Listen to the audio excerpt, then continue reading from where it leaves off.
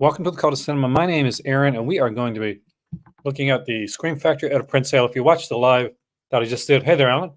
Then I'm going to grab a drink before we start this. There's a bunch of titles going out of print. We talked about some previously, and we'll actually get into it a bit more.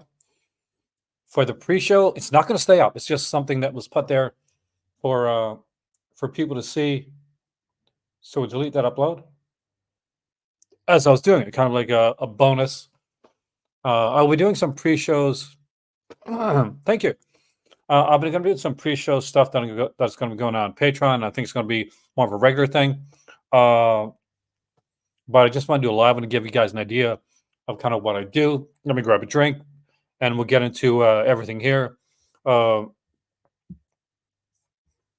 It's fairly early in the morning here, so I'm not sure if we're going to get Malcolm in. Hopefully we will. If not, then hopefully we'll get somebody to come in. I'd love to see somebody come in for a chat. For those that are unaware, when I do these kind of like these live things, I have this. Here's my phone here, and I have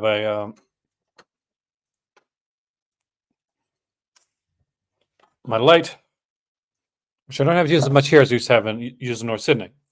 But there's a ton of like stuff we're going to type it with Chef Factory. And where we do that, well, you guys look at the website for a second. I'm just going to go grab, I'll put it up bigger in a second, but I'm just going to go grab a drink and get a Halls, and we'll start.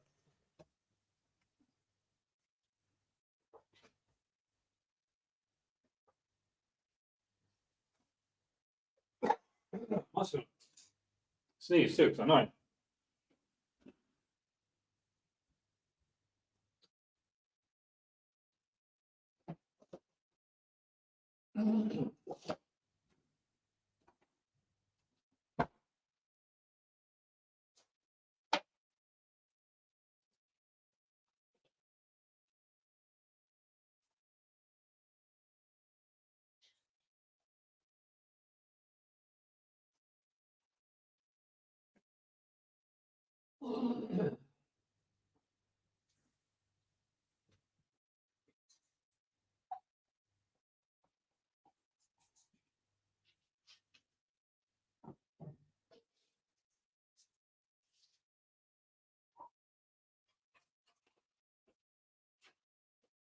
So I had this big water pipe burst, right?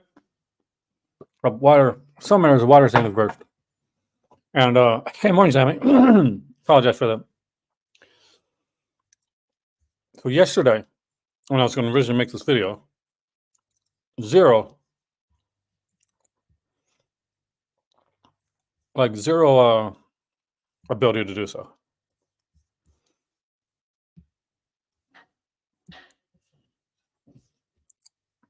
I'm actually excited about the sale right here. And I figured we'd dive into it. I do have a few of the titles that are in the sale, so when they come up, I'll show them to you guys so you get an idea. I got like 5 recommendations of titles that I don't think are to print that I'm going to recommend. I'm going to look at some other stuff too as we go through here. I think this is almost like a Blues Day video. I had a really good video, went like 3 hours yesterday. Malcolm came in. It started off like iffy, but I got to give like a credit to Mr. May to December, because he saw that I was like not in the best of spirits and jumped right on. Have friends that have your back. It's really important, guys. I'm actually kind of excited about that Shining one. Is anybody else like getting that? Like, I'm definitely thinking about it, because here's the thing. Let's go back to that print sale.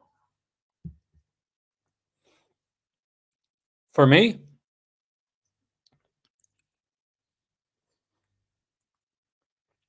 I think it's neat. See, Legend Films, they do like the black and white and the color. And, sometimes quality is better than others. But here's the thing. When people see like the color stuff, like the black and white films that were restored into color, people used to be super upset about that. And I think there was a time, and when people be upset about it more, but a lot of us kind of grew up with the Turner Network TNT and TNN and all that type of stuff, where you'd see a lot of these movies like because they felt that people would watch the black and white versions of the films. Like Turner colorized a ton of movies, right? And there was like a real kind of a backlash, backlash to it. But now it's almost like there's a what's the word I'm looking for? There's nostalgia factor to it. The Scream Factory releases Manhunter on 4K. Oh, I would love Manhunter on 4K. It's my favorite of the Hannibal Lecter actual like theatrical films. Like more than I know sacrilege, right, man? So more than Silence of the Lambs, more than Red Dragon, definitely more than Hannibal Rising. Screw that film. More than Hannibal, definitely more than Hannibal. Manhunter is my favorite. It's a Michael Mann film. Brian Cox does a great job. He's probably my favorite, like big screen. I love what Anthony Hopkins does. Like it's very much camp, but I love what Brian Cox does. And I apologize for my literal sucking here. Can I mute me for a second? I am, or I would not be able to make this video because gleaming, I'm sick.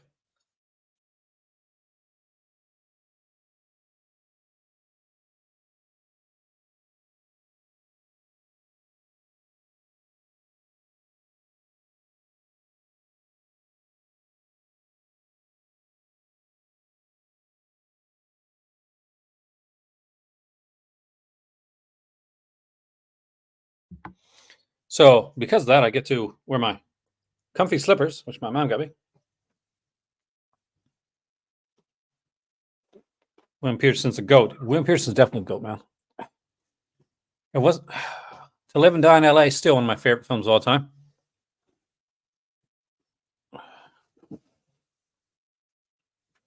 I was sucking as many cough drops as it takes to do this video for you guys. Okay, so we'll go. There's only 2 pages, 63 results. We'll go through every one of them.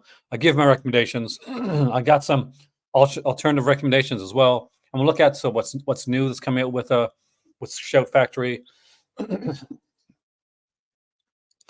I think I'm actually going to. This is the first time I mention this.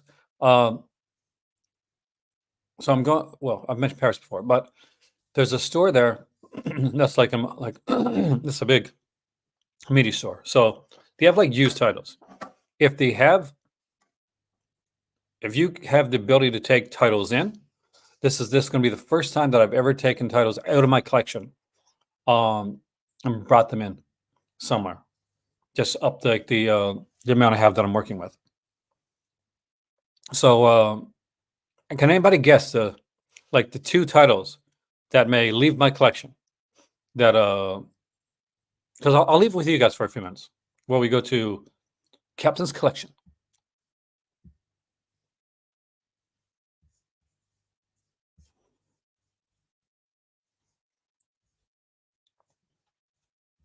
So the Captain's the Retro Chrome is going to reboot Little Shop of Horrors. I did hear about that. I'm excited about that actually. Hopefully it's good. I like the musical a lot.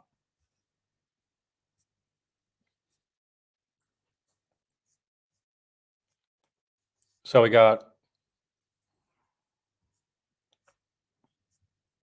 looks like it's a 5-disc documentary set.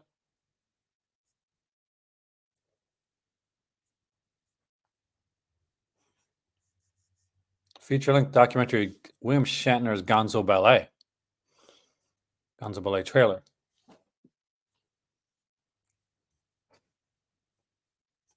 I don't know much about this set.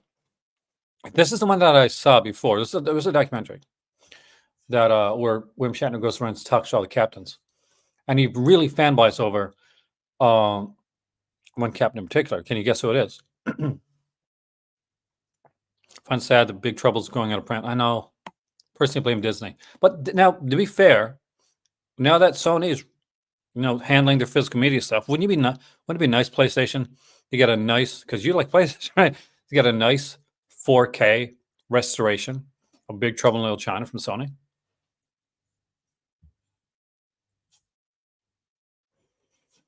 Got Weathering with You, the collector's edition,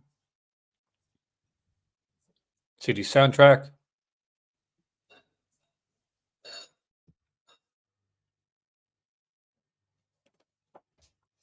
Okay, this is one that I didn't pick up that I really wish I had now.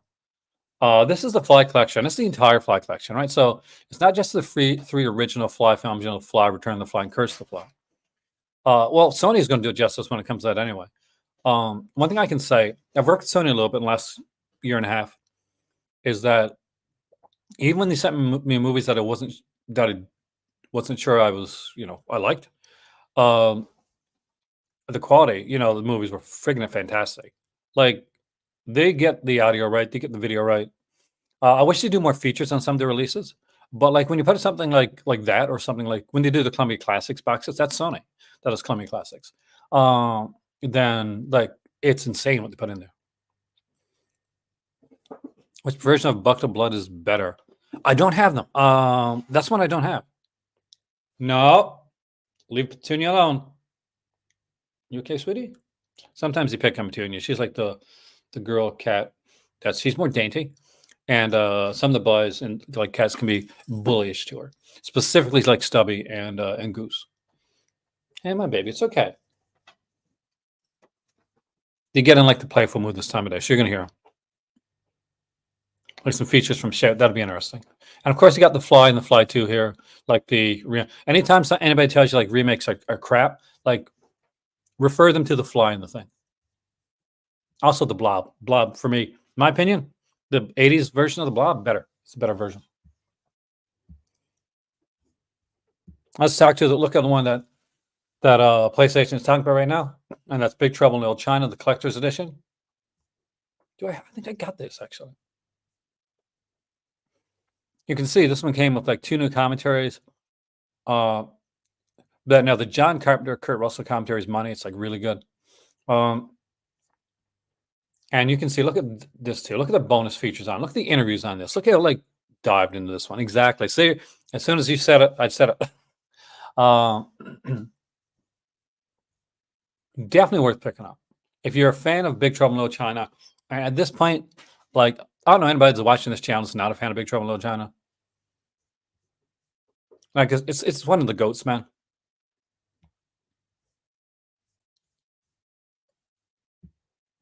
Now, and these are good prices on a lot of these releases here too. So we got Superstition right here. And oh God, I remember this one, but not completely. Let me just get James Houghton. Yeah, Houghton. I remember liking this. Orbit DVD is really cool. Orbit's like actual physical location that you can go to. And me and Malcolm, we've talked about like Orbit in like the United States, and Metaluna in Paris, and how like because we're talking about the fact of physical media like going, like being less physical media, less stuff coming out, right? So one of the things that I mentioned, so I think we're getting to a point where physical media is not going anywhere, but it's changing. Like Walmart's going to try to get as many casuals to collectors in their zeitgeist as they possibly can. Whereas I think what we're going to get is the same with the record stores. Like records looked like they were gone, and record stores started popping up all over the place. And now record stores are kind of like the cool place to be, right? You go to get your records, stuff like that. I think that's what we're going to get with physical media. Is it's going to become more like the kind of like the cool niche record store thing.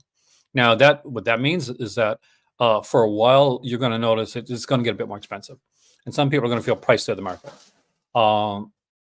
And I cannot say that's not a strong possibility for something like that happening. But in order to keep it going, to keep like physical media going, they're going to be putting a lot of different editions, a lot of like different sets and remasters and 4Ks, and this has a book and all this type of stuff.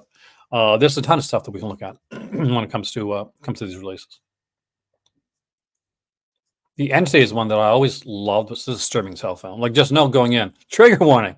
This movie, wow. Damn. If you've never seen this movie, it is loosely based on a true story. Thank God it's loosely based on a true story. But there's some great interviews on here. We got one with actress Barbara Hershey. She doesn't do enough now. Maybe she does. I just don't see the films.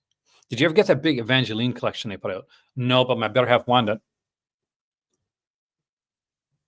So my better half is like Malcolm in the way that she's massively into like she's massively into manga, like the anime and stuff like that. Because she grew up in Morocco, and her channels came from France. And one of those channels, like all these showed, like all day long, was anime. Like we're watching the Smurfs, which they also got like too, on like regular cartoons or whatever Hanna Barbera, whatever like ABC or CBS or NBC wanted to show on Saturday mornings. Um, they would show a lot of like a lot of different animes and stuff like that. They got the original Robotech. They would get obviously the Grandizer and the Mazinger and all that type stuff. Like still like Goldorak was what we called it here. I think it's probably what they called it in France too, in Canada. Um, anyway, to buy like a figure, like a Goldorak figure, or anything like that, massively expensive. I mean, in the hundreds. They really should, because Shout does an amazing job with anime, and Takatsu. I'm going to get it right one of these days. Anyway, as well, they do really good jobs with that. I just wish they'd do earlier Kamen Rider. Now let's dive into one of the ones that I actually do have. This is a really, really good set, and I will definitely give a recommendation under this set right here. And I'll show you. So, and this is the Omen set, and it includes all the films, including the remake. So we got the original Omen here, Omen 2, which is my favorite out of all the films, Omen 3, which is insane, and I love it. Omen: The Awakening, which was the TV movie, and I won't say it's good, but it's underrated. And the Omen remake, which is so pedestrian that it needs its own crossing mark. You all have the original artwork on the inside, so it's the. And just so you know, there's picture on the inside for the films. This is my personal favorite. I was at the same age as the character when I saw this movie, by the way. There's like new interviews, remasters in here. Like this has new interview with author David Seltzer and actress Holly Palance and more. We get like interviews with Lee Grant, Robert Foxworth, and Elizabeth Shepard, and new audio commentary on Omen 2. Good new interview with the director, with the writer, production assistant, and a new audio commentary on Final Conflict, which this is a lot of people's favorites, actually.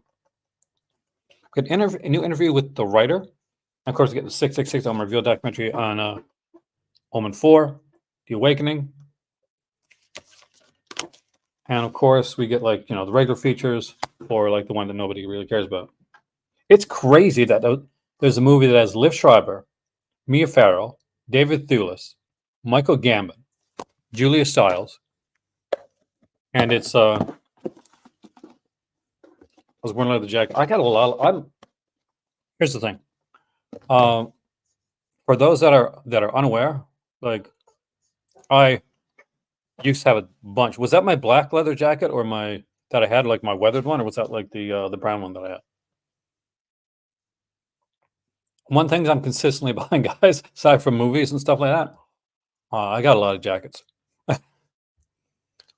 Okay, road games, like if you're lucky, you got the really good collection that came in from Indicator. Like you'd put it in a massive set. I talked to Jamie Blanks for this. He said that the Indicator one was the best set when it came to this. But still, man, if you haven't seen road games, you really need to own it. I got the Umbrella release, but this has some new features on it, I'm pretty sure. I've got a new interview with Stacy Keach, new audio commentary, 80 script read. I'm pretty sure script read is on the Umbrella one too. And interview with composer Brian May.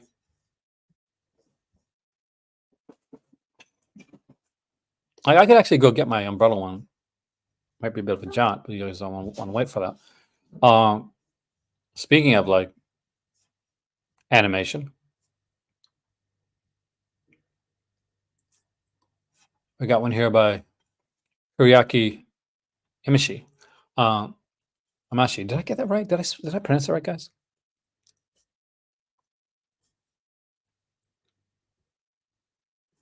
I love the steelbook. Steelbooks are starting to come back in again. I think we're going to start to see more. You're going to start to see online prediction here. See if I'm right in about a year. We're going to see more Steelbook videos. More people picking up Steelbook releases. There's a lot more coming out. Walmart seems to be pushing towards the Steelbook stuff. I looked at it. I mean, before I came to Morocco, obviously I can't now. Before I came to Morocco, I definitely did look at it. It's tempting because here's the thing: you can get a bunch of things, and it doesn't hit the wallet so hard right away. Just be careful, because much like going for the shopping town or something like that, it's really great until you see like it's chunking into like your what you're getting on a regular basis. I'm going to take a drink now, so I'm going to mute this so that I don't be slurpy.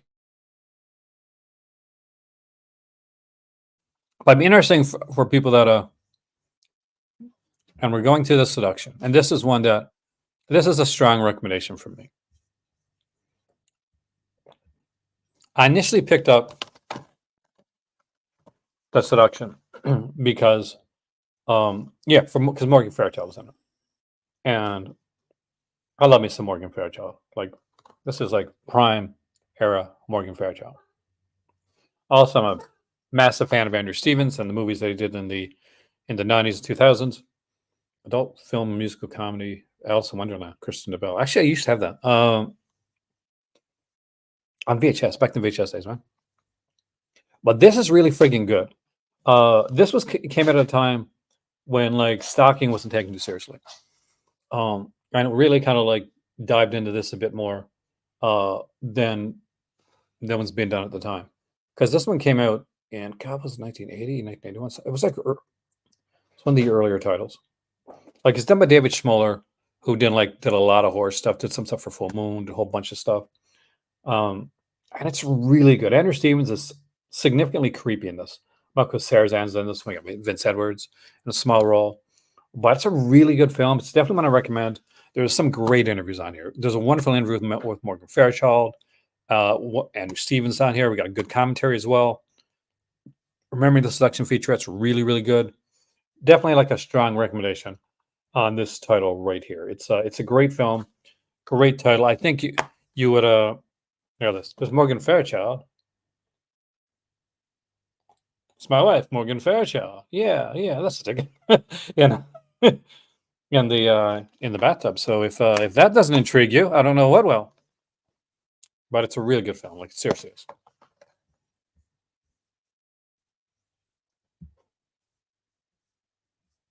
We dived next into Warning Sign. Now, I don't remember Warning Sign that much.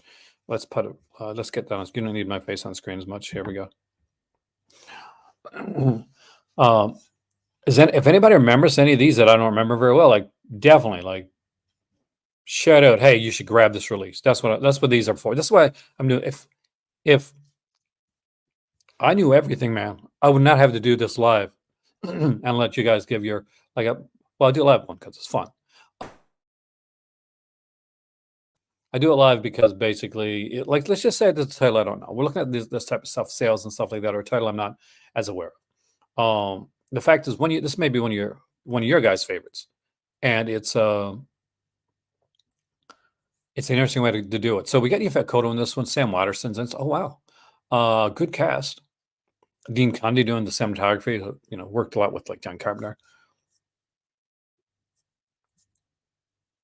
For the life of me, I don't remember this film at all. Like, I truly don't.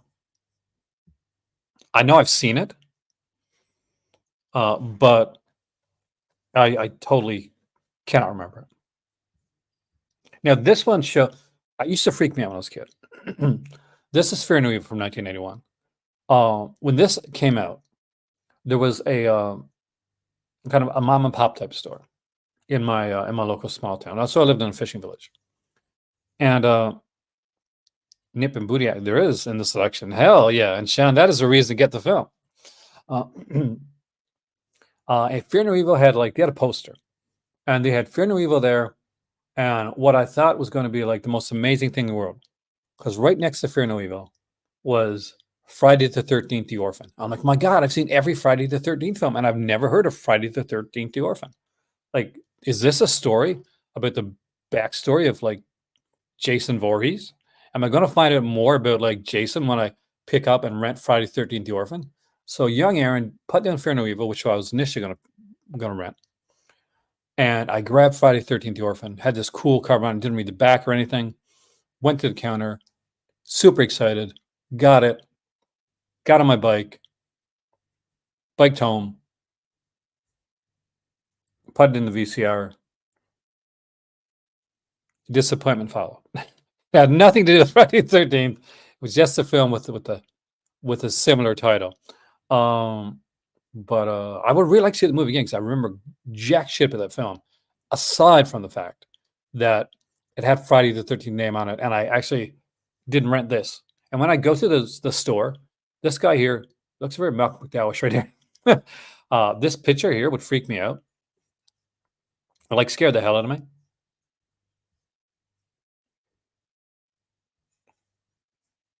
And because I was so peeved about Friday 13th The Orphan not being what I thought it was going to be, I didn't pick this up. For ages, I wouldn't rent this film. Wouldn't be till like a couple years later that I actually rented the film. And it's one I don't remember. Now, this one I didn't bring over here. It's over my collection now, but this is Vice Squad, collector's edition. And although there's not a slip, I know a lot of people look for slips for these things. This is friggin' amazing. Vice Squad is so good. It's an incredible film. Just an amazing film. It's just a great performance by Wings Hauser. And what really kills it, aside from the fact that you're getting just an amazing film, is when they say like interviews on here, it's not like a 5-minute interview or a 7-minute or a 15-minute interview. That we have like interviews on this release that are hours long, that are like hour-long interviews going through like an actor's or an actress's entire like career. Which is, yeah, Vice Squad is insane. It's a fantastic film, and it's insane, and the features are insane. The fact that people, I know people that have picked this up, watched the movie, loved it, didn't look at the features on Vice Squad, said, "Okay, I'll check these out," because they figure it's going to be like 5 or 10-minute feature, it's going to be like maybe 20-minute interview. I tell them that go back and look at some of the features, and they're like, "Holy crap, this is massive." There's a really good episode of the Projection Booth, like it's a podcast, like that focuses on Vice Squad. You got to get a bit into it because they talk about some other stuff. At the beginning, like me and Malcolm, we talk about other things more than other than the topic. But once you get into it in the interview, I think it's Gary Sherman. That's being interviewed. Like, man, it's really good. But yeah, it's look at all this here, all new features and an extra audio commentary as well. So this is one here. Strongly recommended. If you pick up one thing from this sale and you pick up nothing else, at least get Vice Squad. He did well. Here's the thing. So Sean, Wings Hauser got his start on Young the Restless, and he was like the nice boy character. Was a good character. It was a heartthrob. Wings Hauser was a heartthrob. It was a soap opera heartthrob. And they didn't think he could do this role. They thought, no, he can't do this. He's the nice, sweet kid from Young the Restless. No way we're taking him and putting him as a villain. So he had to go in, and he like scared the crap out of the casting people and the producers, because he went in character. And everything that Wings Hauser's ever done, and I'll stick by this. Like, I don't care if Wings Hauser's been like, has he been like drinking it behind the scenes or whatever, like allegedly. When that camera hits, like when you hit action, Wings Hauser is the best part of the screen on that screen. It's the best thing on that screen. No matter if it's like it's a high budget film, it's the lowest market budget like role that he's done. He goes in and he just really, really takes control of what he's doing. And people may look at the movie and say, "Okay, well, this is not a movie to be proud of," but he wants his performance to be something that he's proud of, something that he cares about. And it's obvious when you watch him in the films. This is one of his best roles. So, like, truly, I think it really is his best role. It is his best role. Okay, we got some merch we're looking at. I should really just relax. Mystery Science Theater merch. Oh, there we go. Thank you, Gleaming. One science is very good. It's a bit of crew. Scientists act like zombies because of chemical gas leak. The facility gets closed down. A few people get trapped inside trying to survive a zombie attack. Sounds cool. I know I've seen it, but I don't remember. I do kind of want this. This is kind of cool. I'm a massive Mystery Science Theater fan. For those like watch me my videos, especially when I was in Canada, you know that the biggest thing I got in Canada was like the first 5 Mystery Science Theater like Rhino sets, collection sets. Um, this would go over well where I'm at right now. I live in Morocco. It's a desert area. You know, I drink a lot of water. Well, not as much as I should. My better half always telling me that. And we had like a water issue yesterday, so hopefully it's coming back slowly. Dom DeLuise, we got a shout select, and it's always sad for me to see a shout select go to print. I've got a few of the other print ones, the Bruce Lee stuff and all that, because I know titles like Fatso, Dom DeLuise, and Anne Bancroft probably aren't coming back. Because I don't see another company picking it up, and that's the biggest issue with stuff like this, is that I worry that we're not going to see another release. Because it is a good film. Dom DeLuise is a really, really underrated actor.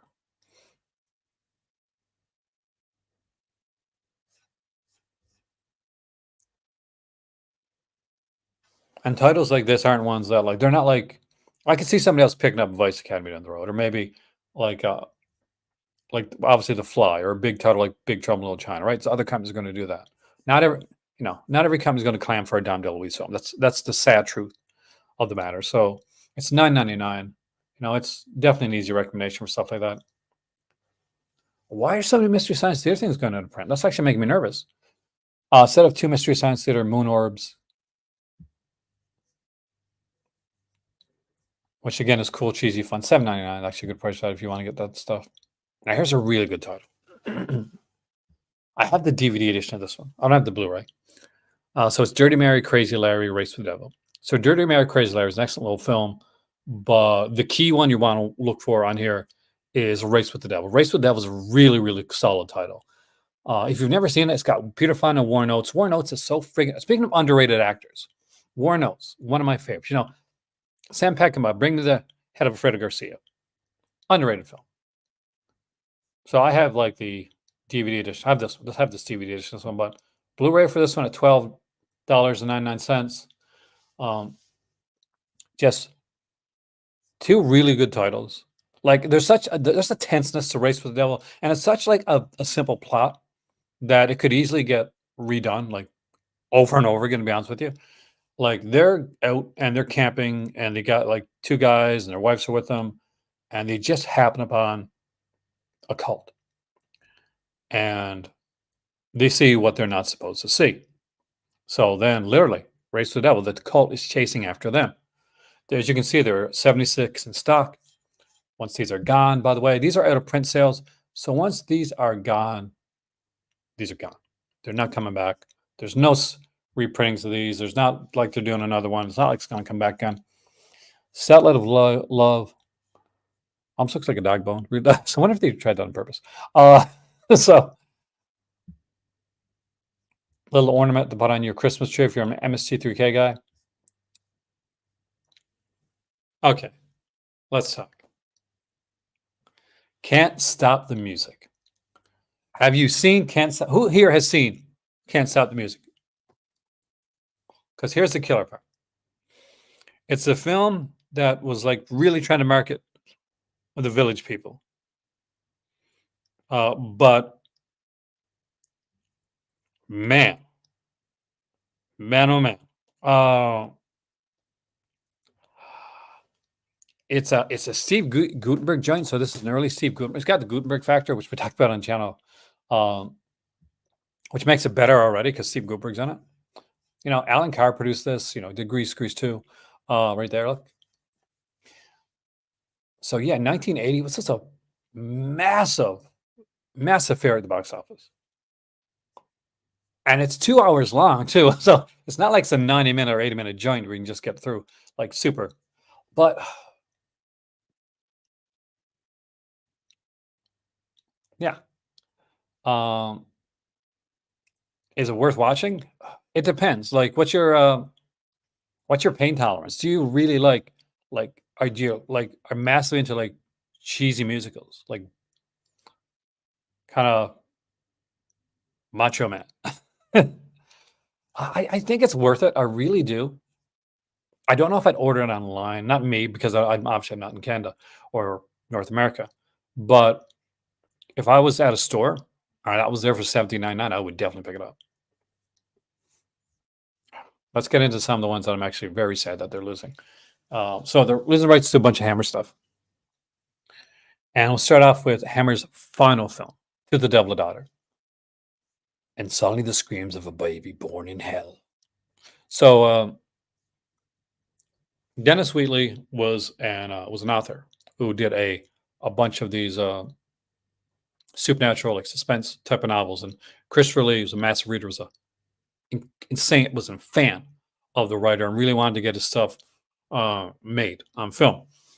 So this was this was one of his idea to get Wheatley stuff out. They did The Devil Rides Out before. I think there's a couple other Wheatleys. Now this is, what am I thinking? Based on the best I know, The Devil Rides Out. Don't we have a Devil Rides Out? I'm that is killing me now. I'm sure we got another edition of Devil Rides Out.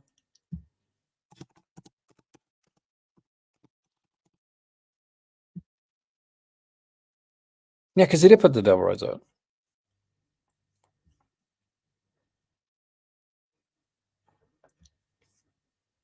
Confused me there for a second, guys. But so we got a brand new audio commentary with Steve Haberman and filmmaker historian Constantine Nazar. To Devil, The Death of Hammer, which was a featurette, runs about like 48 minutes long. That's on I think all the versions of To the Devil a Daughter, but the commentary is new. I don't think it's a new transfer. It's probably the same as Studio Canal transfer. Sometimes it's going to be a new transfer, but definitely a very interesting film. And if you're a Dennis Wheatley fan, you like Christopher Lee, you're going to want this stuff. This is one of my personal favorite Dracula films. So screw those people that don't like it. Like screw those like Hammer snobs that are out there. Scars of Dracula is, again, we get a brand new audio commentary on this one here. This one's one that's had like a bunch of features. There was a really great French edition of this. And I got the French like DVD edition of this one. It had like a whole ton of features on there. I think one of them my dad has from Anchor Bay. Scars actually had like a second disc, a bonus disc, and like Chris Lee singing and stuff on it. Because he was he's sang like as well. But this is a good one. Patrick Troughton, Dennis Waterman, I think, is in this one as well.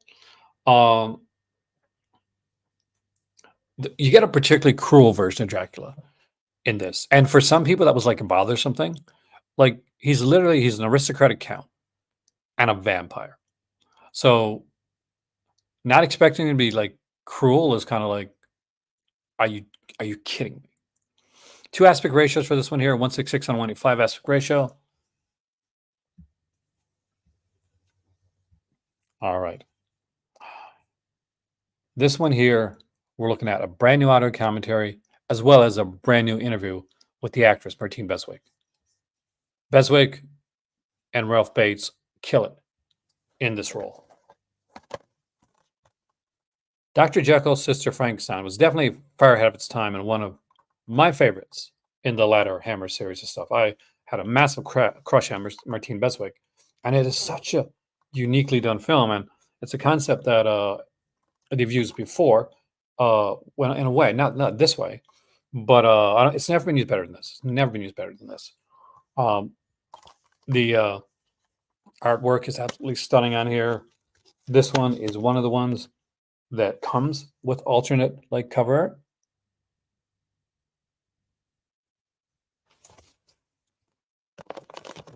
But I do like the new art, so I keep it on there. This is sadly one of the ones that's going out of print.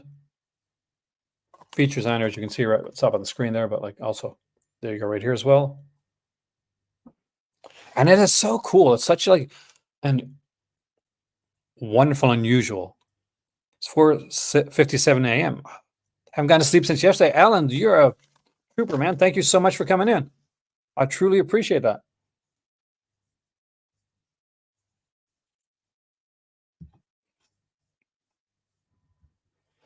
Ready for some insanity. Welcome to the Manitou. So let's get me off the screen as much as possible. But the Manitou is a title. It is. I like this movie. Like, anybody's thoughts on this? I'd love to hear your thoughts on this because it is insane. Yeah, we got Michael and Sarah. So for those that are unaware, Michael and Sarah, a lot of you guys are gonna know because it's got a Batman connection. Obviously, so does Burgess Meredith, who played the Penguin in the 1966 Batman series. But Michael Ansara is the voice of Mr. Freeze in Batman the Animated Series. He's got that very deep, booming voice, and was amazing for the role. So if you like Batman the Animated Series and like Mr. Freeze, when you're watching this, modern day medicine man is helping out Michael Ansara. That's Mr. Freeze. So are you like comic fans out there? Ann Southern is in this one. This is before she, of course, we got to see her last film from Vinegar Syndrome. Showed her last film. We got Stella Stevens here, Tony Curtis, of course. It's a girl with something evil growing on her neck, and it's directed by the guy, Grizzly. So a lot of fun in this film. Here we go, war notes again.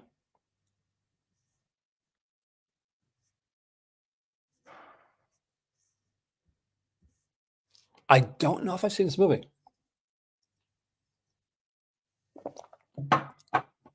I feel like I have, but in actuality, see, there's only 49 in stock in this one right here. And this is one that people aren't going to be redoing. The title may have knocked me off of it because, animals got hurt, but I don't know if animals actually did get hurt in this movie. But what a cast, man. We got Harry Dean Stanton, Ed Begley Jr., Millie Perkins in this, Troy Donahue is in this one. Damn. Anything war notes, like I'm a sucker for war notes. Truly, like, one of the great character actors of all time. Here's one I like too. A lot of people don't like: Horror Frankenstein. So this was initially supposed to have was it Peter Cushing? He wasn't doing it. So anytime that you couldn't get Peter Cushing or Christopher Lee or something like that, Ralph Bates would come in. Ralph Bates was one of those like go-to Hammer like actors, and just such a damn good actor. Now this one here has a ton of stuff on it. So we got a brand new audio commentary here. Got a new interview with the assistant director. Interview with Veronica Carlson, beautiful Veronica Carlson. Interview with Jimmy Sangster on here as well. Who, it wasn't only producer director, but he wrote like some damn good Hammer films. Of course, got that original commentary, the original Studio Canal making of here. We got some original conversation with like Veronica Carlson that was done earlier.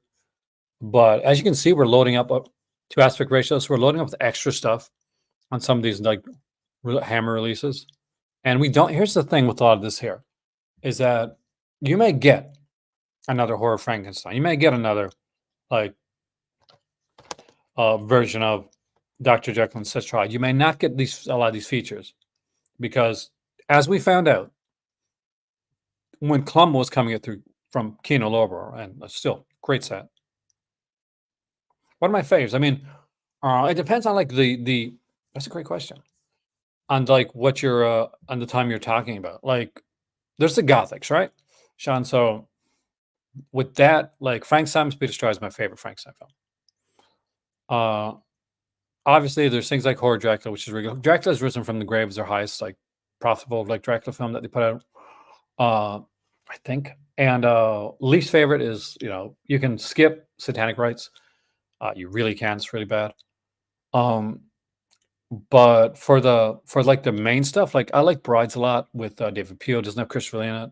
The Baron Meinster is the character villain in that one. It's just that David Peel has this look where he's an older actor, but he has a a bit of a younger look, so it gives him this kind of odd, almost like an uncanny valley look to him, where he's both old and young at the same time, which works for a for like a playing a vampire. Um, then for me, I like some of the thrillers too. So don't take sweets from a stranger. Like don't take candy from strangers is real. It's more realistic. It's brutal and it deals with like child, you know. But it's a really good film. But like first like straight horror stuff. This is a more of a comedic take. This is definitely a satirical take on horror on Frankenstein lore. But he's a bastard in this film. I love him in this film. Ralph Bates plays a good bastard. Um, but I would say like the early Hammer, like Dracula stuff is really good. The Frankenstein stuff, I think that all the Frank stuff is solid, to be honest with you. But that's just me. Like there's ones like the one if you see a Frankenstein movie and he looks like Frankenstein from the Universal ones, like obviously that's this here, by the way, just in case you're unaware, that's David Prowse, who played like Darth Vader, was in the Darth Vader suit. And and he's in a couple of the Hammer Frankenstein films. For the latter stuff, like Chris with the Werewolf is the only ever did one werewolf film. It's good. It's a little bit slower. It's got one of the best werewolf designs I've ever seen. Um, I loved Scream of Fear, and I like Nightmare a lot, but a lot of people didn't like Nightmare. Well, there's time. I'll do a whole video one of these days, Sean, on Hammer because like like my dad is like one of the biggest. Get my dad in too. My dad's one of the biggest Hammer fans out there, and he got me into this stuff. So I was growing up, I was like looking everywhere I could. These were not easy to find. But like for as far for releases that are here, us Dr. Jekyll's Sister Hyde's really good. Scars of Dracula's good. It's pretty like he's cruel. He's mean in this one. Like you don't mind Dracula whipping his assistant and uh dealing with like somebody that doesn't. I think this is the one like kind of takes it to because I mix these up sometimes. I want to make sure I get it right. I think Scars is the one. I wish my dad was here. Where basically the guy doesn't believe in the, you know, he's not, he's an atheist, so he doesn't believe in like the cross. So Dracula is like basically like you saw in Fright Night, remember? You know, like you don't believe it's not going to work.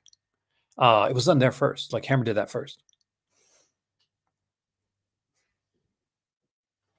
Old Dracula stuff like Flesh for Frankenstein, Blood for Dracula. That's different, man. We're talking about Andy Warhol there. Um, but like Andy Warhol, well, and not Andy Warhol, sorry, Paul Morrissey, Andy Warhol's producer on it. Um, Morrissey definitely had like was a fan of like the Hammer stuff. Like it comes across. But if you want like the blood for Dracula type of stuff, then Dracula's Risen. Horror Dracula is pretty, you know, it's standard. It's the Van Helsing is Peter Cushing. So he's more of an active Van Helsing. So it's not like the Van Helsing you see in like a lot of the movies. Like literally, like they wanted to like just stake initially, with like have him staked or something like that. Do something really simple. But Peter Cushing said, "Hey, how about I jump up on the massive table, take two candlesticks, like put them together like a cross, like kind of put on the curtain thing, and like force Dracula into the light and kill him." So you get a lot of that. Peter Cushing, Brides, you know, Brides of Dracula, for instance, like which doesn't have Dracula, is like you know, he's swinging across like over fire. He's a very active, like Van Helsing, but active in a good way. But you want the Euro sleaze mixed with horror. The latter stuff is going to be sleazier. So you're going to be looking for stuff like Vampire Circus. You're going to be looking for stuff like Dr. Jekyll and Sister Hyde.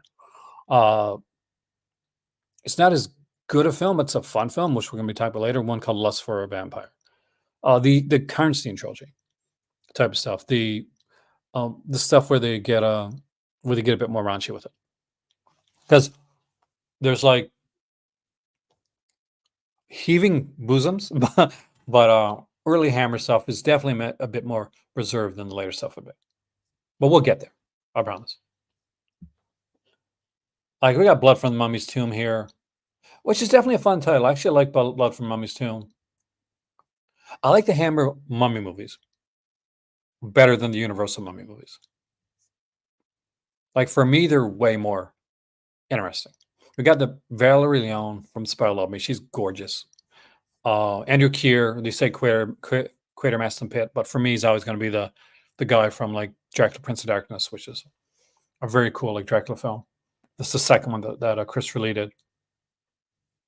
As you can see, we've got a brand new audio commentary here with Steve Haberman, interview with Tony Daw, interview with Neil Binney. Like, even when they couldn't get a new transfer, they worked hard on getting new features and stuff in here. And a lot of times they do have the best transfer for these films. We got The Chosen here, all international cut, Holocaust 2000. I forgot Sam Moore was in that movie. So by Alberto Di Martino.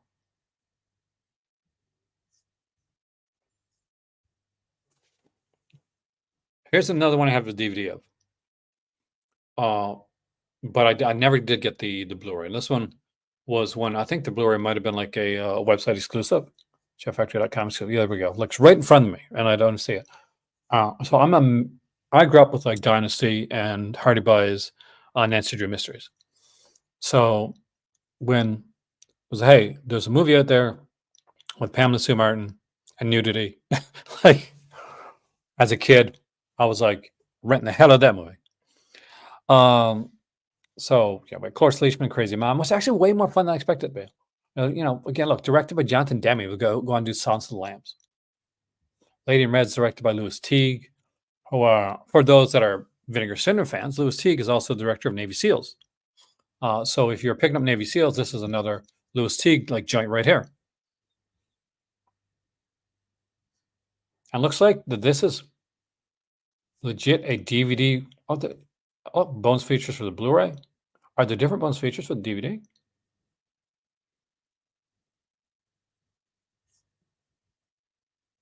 No, it looks like the same bonus features. Only thing is in the DVD, they're mentioning new anamorphic widescreen transfer. But I would assume that's in the Blu-ray too. And that, trying to see if there's any way to tell.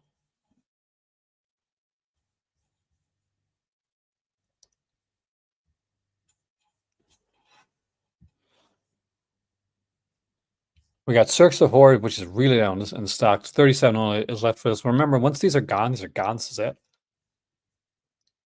Commentary, Trailers from Hell commentary by John Landis, which makes sense. Anton Jeffring did a lot of like the British horror, Hammer stuff. Donald Pleasance is here. Yvonne Monlar from Brides of Dracula. She is gorgeous, by the way.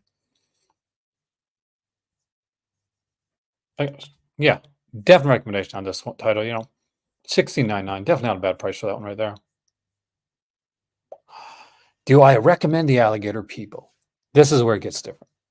It's cheesy. A Monster Party podcast to the audio commentary of this one here. Lon Chaney Jr. It's, if you've ever seen like that, I'll get you, alligator man. If you've ever seen that like clip, that's from Alligator People. I liked it. I mean, it's know what it is going in. It is cheesy, low budget, crazy monster and the budget like shows it. It's got the beautiful Beverly Garland, who's gorgeous, and got Richard Crane, but Lon Chaney Jr., who's by this point like drinking up a storm. But I don't know. I liked it. Your mileage may vary depending on how much you like low budget horror. Like that's the thing. Fright, however, is one that I definitely recommend. Fright's a great one. Got a great we got an interview here with Kim Newman, which is going to be worth the price of admission already. Beautiful Susan George. Young Susan George in this one here, directed by Peter Collinson, who did Straight Until Morning, which we'll talk about in a minute. Hunter Blackman, of course, from like Goldfinger, like a lot of us know from the Avengers, the TV series. Ian Bannon's in this. I think my dad has this actually. It's great. If he doesn't have it, he should have it. Straight Until Morning. Let's talk Straight Until Morning.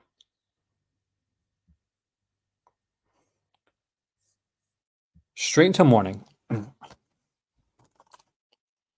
Was one of the very first Hammer films I ever saw. Because obviously I'm not old enough. I might look it, but I'm not old enough to have grown up with a lot of the early Chris Lee, Peter Cushing stuff. I saw that obviously later on. But this is one of the first ones I saw. It came on late night TV. I was a fan of Rita Tushingham. I've seen her in other things. And I only knew Hammer from my dad. I didn't even know there was a Hammer production until I saw the Hammer thing come up on the screen. But Shane Bryant is really good as Peter in this. This is what you would call one of Hammer's thrillers. Hammer had a series of like actual kind of like psychological, like really twisted thrillers. And when they did them well, they did them extremely well. This is what I consider to be one of their ultimate best when it comes to this. Because of the cast. Rita Tushingham and Shane Bryant are incredible in this one here. Annie Ross is really good. Okay, so Peter Collinson directed this. The guy that directed Fright, which we just saw, the guy that directed the Italian Job, the original Italian Job. If you've ever seen the remake and you ever checked out the original is really, really good. But this here is a psychological thriller about a guy by the name of Peter. He meets this girl, played by Rita Tushingham, and he decides to call her, doesn't matter what her name is. He's going to, as Malcolm would say, Malcolm's not here. Too bad he's not, because he would say, I'll call you Wendy. And it's true. That's what he does. He decides he's going to call, he's Peter, she's Wendy, and their little dog is named Tinker. It's not giving too much away to say that the issue is that Rita Tushingham's character feels that she doesn't deserve like Shane Bryant at first. That he's too pretty for her. That she's too plain for him. She doesn't understand it. What she does start to notice though is there's a serial killer going around, and she pretty sure that Peter's the killer. Much like Peeping Tom by Michael Powell, there is a really cool shock sequence in this film near the end. And Peeping Tom, it's done with the camera.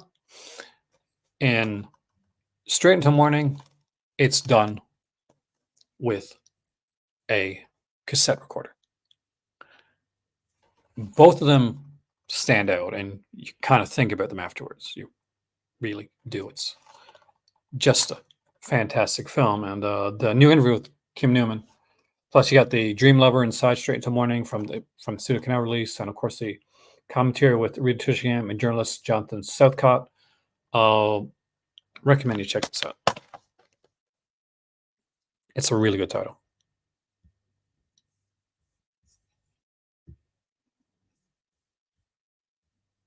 Lust for a Vampire. This does have a brand new 4K scan. So the fact that they're losing this one is a bit like disturbing. Lust for a Vampire is one of those I got like super cheap. But if you like Sean, if you like this sleazier stuff, the Euro sleaze type stuff, then let me introduce you to Lust for a Vampire. This is definitely sleazier. So we're looking at it's got a brand new audio commentary about Bruce Hallenbach. Interview with one of the actresses on here. There's an archival audio commentary with Susanna Lee who starred in this. Yeah, so this is along the lines of like back when they're doing vampire lovers stuff, that lesbian vampires and stuff like that. So we have Mike Raven. Now, Mike Raven was a radio DJ who was into the occult. Not like fake into the occult, was really into it. The thing about Mike Raven is he's kind of like, he's got a Christopher Lee look to him. See what I mean? He doesn't have the presence of Christopher Lee, but you're not watching Lust for a Vampire for the presence of Christopher Lee. Ewit Stensgaard is in this one. And yeah. Of course, Ralph Bates is always stealing the show, but which is hard to do because, man, the girls in this one are gorgeous. They are absolutely stunning in this film. It's a vampire. It's a girls' school. It's exactly what you think, it's going to be. Again, this isn't like soft core and like that, but it is definitely, when it comes to the Hammer stuff, it's definitely more their on the sleazier side of Hammer. I have 5 recommendations after this, by the way, for Scream Factory titles you should own, which I'm hoping are in print. Before we go into some other stuff. Vampire Love is definitely good. Vampire Circus, Sean, is really good too. And it also stars, if you're a Doctor Who fan, it's got want to see like Romana 2. There you go. Demons in the Mind is definitely another one of their psychological thrillers. It deals with some like sketchy things as well. It's a good, I liked it. Not everybody likes this one though. Patrick McGee is in this one for Clockwork Orange, Singing on the Rain, right? Paul Jones, yep, the lead singer of Manfred Mann. Blinded by the Light. From the director of To the Devil a Daughter, that many Hammer fans consider to be one of the studio's most offbeat, unique horror thrillers. I like this one a lot, actually. Haberman does the commentary here as well. We got another Neil Binney interview for this title. We got the Studio Canal like featurettes on here as well. You're solidly safe with a lot of these Hammer titles. There's not a lot here that I would consider not good. Like not good titles to get. Here's one I really freaked me out as a kid. So I had a book. It was like a book on vampire films. It's a pre-VHS. And they have this like pictures from this movie. It's not a very good movie. Now to Fight Someone I Remember. And they showed us like this hunchback character that would really freak me out. Like the makeup was creepy for me and that when I was a kid. I'm pretty sure it begins where Dracula left off. Hell no. Now, the next one I've always wanted, but you'll see why I don't have it. Really, the only reason I don't have this title. And you're going to notice with some releases, I hope you've been watching because available in the US. So this is not a US Canada. If you're in Canada, you can't buy this release. You can only get this. And my better half tried to buy this one for me for my birthday one year. And couldn't find it. Couldn't get it in. Like she even tried like going through what was it? Like Barnes and Noble, but I don't think it was in stock. So there's some actual good titles on here. We got No Telling, Habit, Wendigo is probably the most popular title from on here, and Last Winter. Wendigo again is going to be like the key piece for a lot of people for Larry Fessenden. For those that like don't recognize the name so well, he also did the movie Beneath that they put out, which was a very cool film, like trapped on a boat with this like kind of aquatic monster underneath the boat. Really good title, but for a lot of gamers, if PlayStation guy was still here, he'd probably know it for a little game that the that they did, and I'll show you.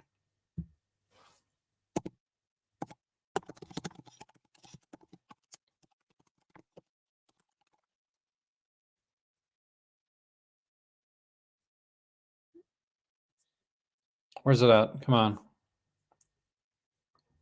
Oh, that would come up right away.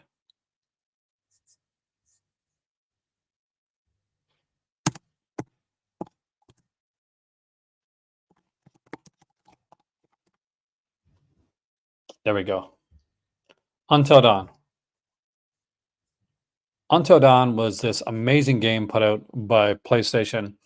It is a really, really cool with a fantastic like cast. Hayden Panettiere, Rami Malek, you can see right there. And Larry Fessenden actually plays a role in the film. Wasn't as dramatic as I wanted to be because I wanted to just put up horror like PlayStation, like have Until Dawn just pop right up. So that didn't work out the way I wanted to say. Um,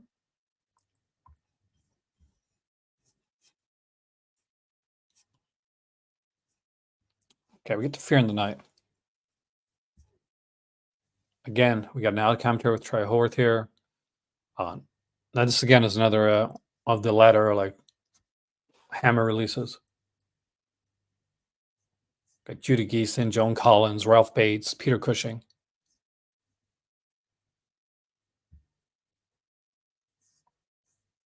For you guys that like the anime, well, it's not really anime, but still, it leads to Lupin the Third. I'm not sure how I feel about Lupin once with CGI animation. Has anybody watched this one? Because like the CGI animation kind of kept me out of it, but apparently the animation is nothing short of breathtaking. So there we go. Lupin is really popular over here. Like my better half knows the character well. Looks like one of the IFC releases is going, the Devil's Dolls. I will be honest with you, I don't like go towards a lot of their IFC releases. I bypass a lot of them. If I get them like really cheap, I'll go for them. $5.99 there. That is really cheap. So if I was in North America right now, I would definitely probably pick this up. But it's a US one only. Look there, and then I wouldn't pick it up. Got to watch for those that are US only. Okay, one of the greats of all time. Spirited Away is an absolutely stunningly beautiful, masterful film. Miyazaki's work is incredible. You're gonna get a CD soundtrack, and you want it for this. CGI doesn't do it for you. I see that. I'm the same, man. 40-page book, feature-length storyboards, what you want on this one, behind the microphone. And it is so good. Hayao Miyazaki's work is stunning, whether it's like Spirited Away, Grave of the Fireflies, a bit of a brutal one though. My Neighbor Totoro, Porco Rosso, Howl's Moving Castle, Kiki's Delivery Service. But I just love this movie. And I do recommend it. The look of this one here, kind of like its longer look, uh, gives me a Carlotta feel to it. For those that are like unaware, like when it comes, Carlotta's like a company, um, and I think they're based out of France, and they put out like Carlotta special editions, where you put out like Blu-rays and 4Ks of a movie with like massive books, like 400-page books and stuff. I would love the. I'm a massive Boom Crisis fan, so the OVAs for that would be a major geek moment for me, man. Get some more Miyazaki here with Princess Mononoke. Again, well done. Again, I love the oversizedness of this. I love the fact that it looks like a. I got to show you a Carlotta release.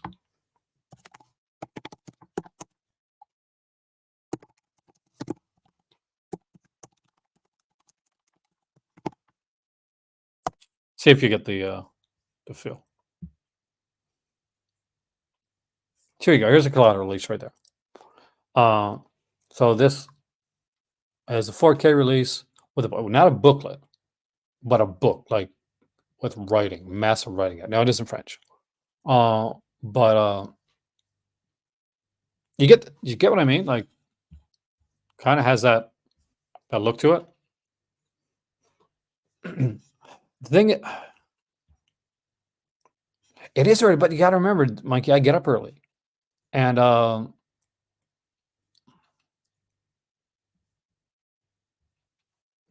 sometimes I get the early streams.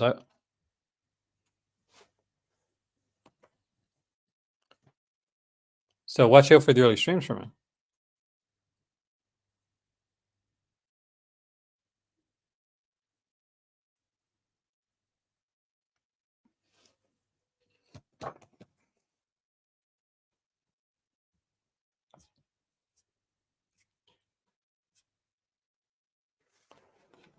I'm going to guess this is another IFC one. It's probably US only. Yep. Alien Outpost. I won't spend too much time on the JFK Revisited. They put out like a really good JFK one. Is this a complete one? Because there was a limited. This one's really down. Blu-ray DVD combo pack. What do we got here? So for those that don't know, one of the things that I'm going to be doing on my channel is it's 4:30 a.m. for you. Is I apologize for the early. I guess it's like 9 something my time. I'll be doing like later day streams. Don't worry, this is not going to be always the thing. I will be doing like a Oliver Stone retrospective. I'll show you something.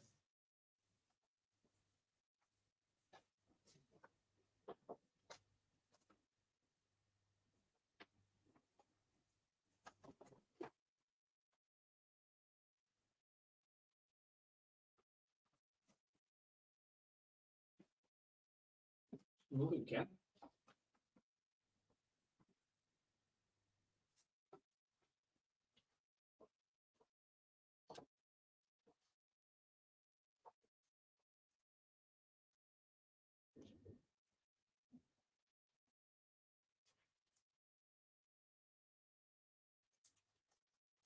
Oh.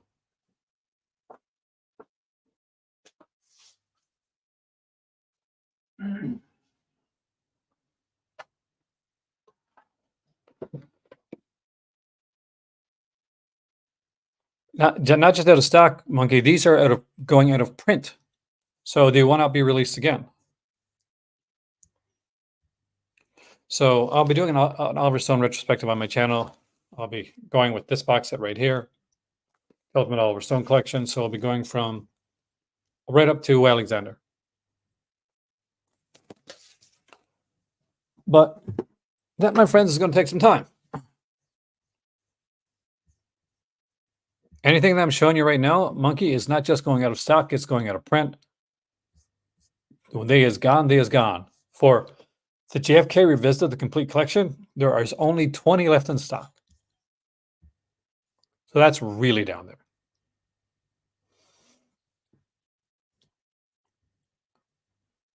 Here we go, The Witch. Miyazaki release right here. Goro Miyazaki. This is an out of print sale, Monkey. So we're looking at titles here that are going out of print, not just out of stock. Random Pal, again, this is a US only release. I would like to see that because I like Will Wheaton. I would have loved to have this too. Battle Beyond the Stars Saint X-Men figure. So this is of course, a figure of the beautiful Sybil Danning.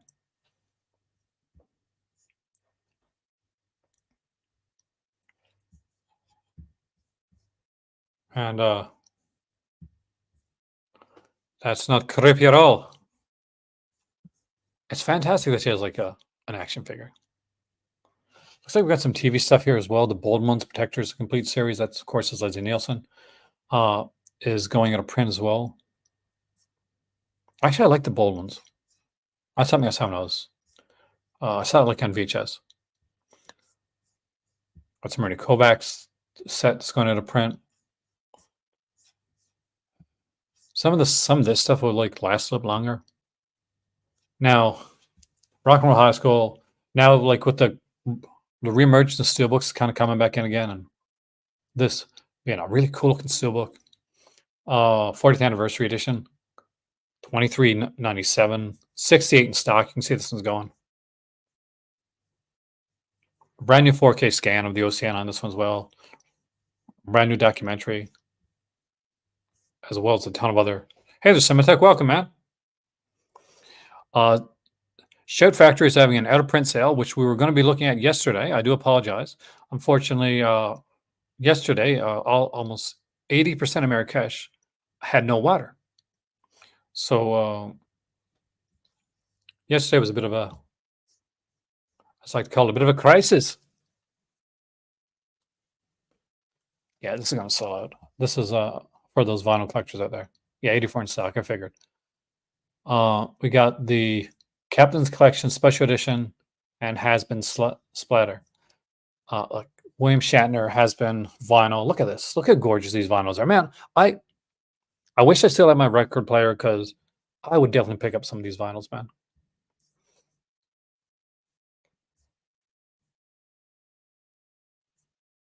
We've looked at the Captain's Collection was the very first thing we saw up there at the beginning, but this is the vinyls.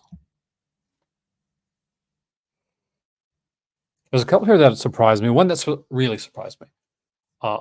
Here's the thing: Joe 90 is going out of print. Why is that a big deal?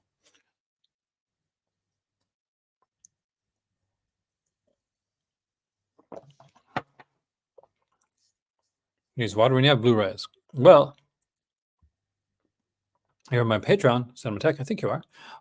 Then you'll see some really cool Blu-rays in about a week and a half because we're going to some shops and we're going to see stuff that you don't normally see on YouTube or anywhere. So that's actually going to be kind of cool.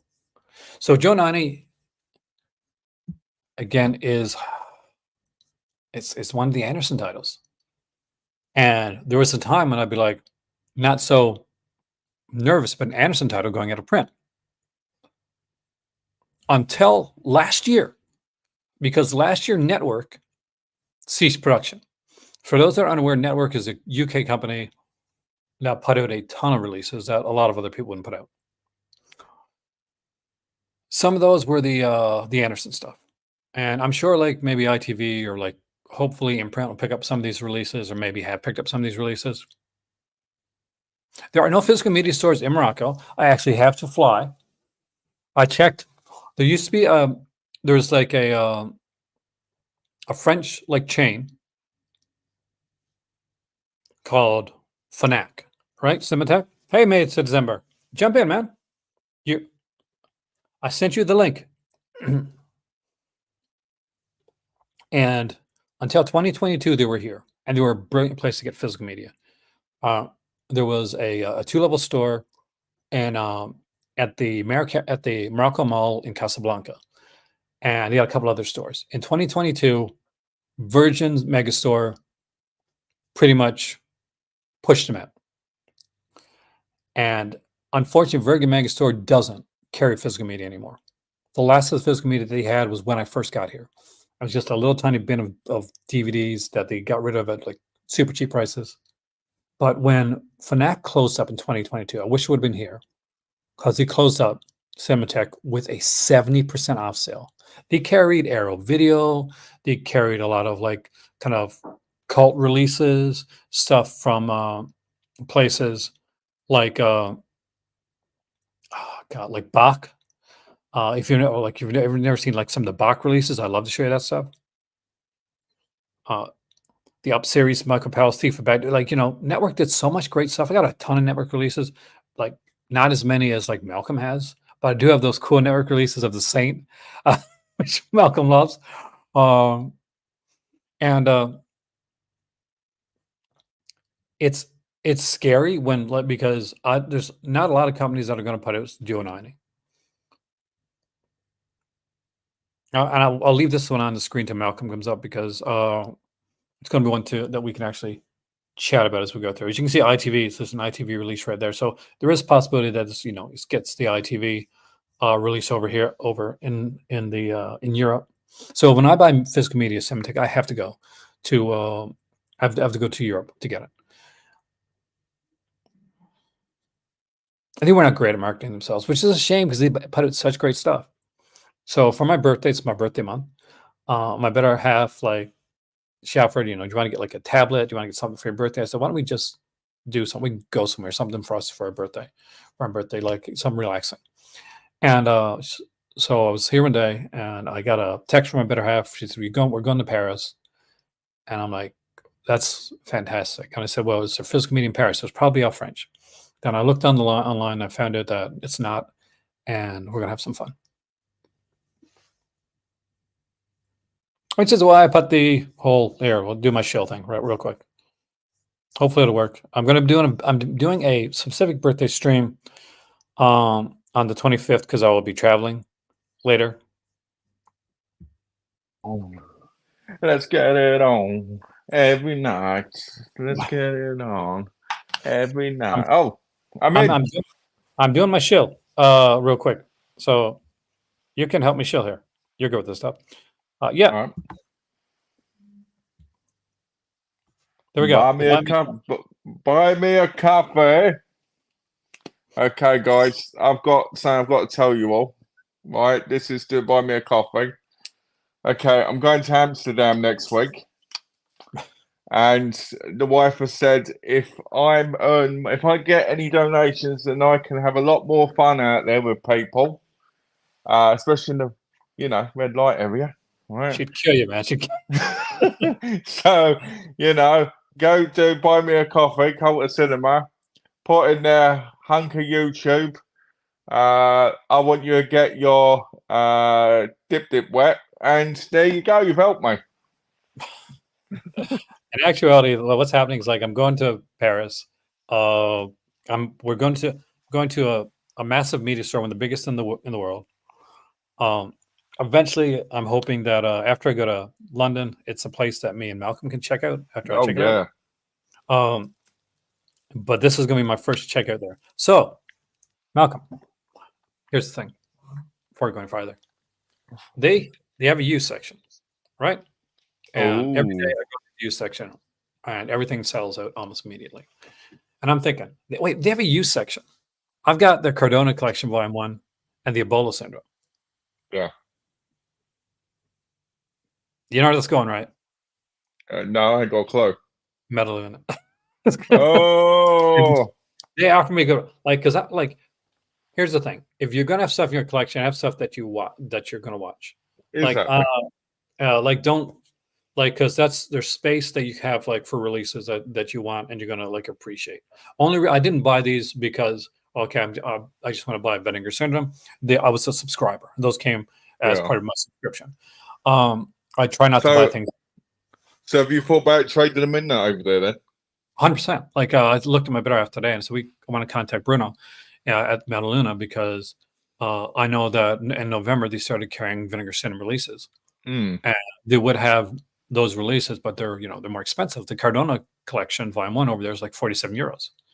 Whew. Uh, it's 37 for the Ebola syndrome. It's a 4K release. Yeah.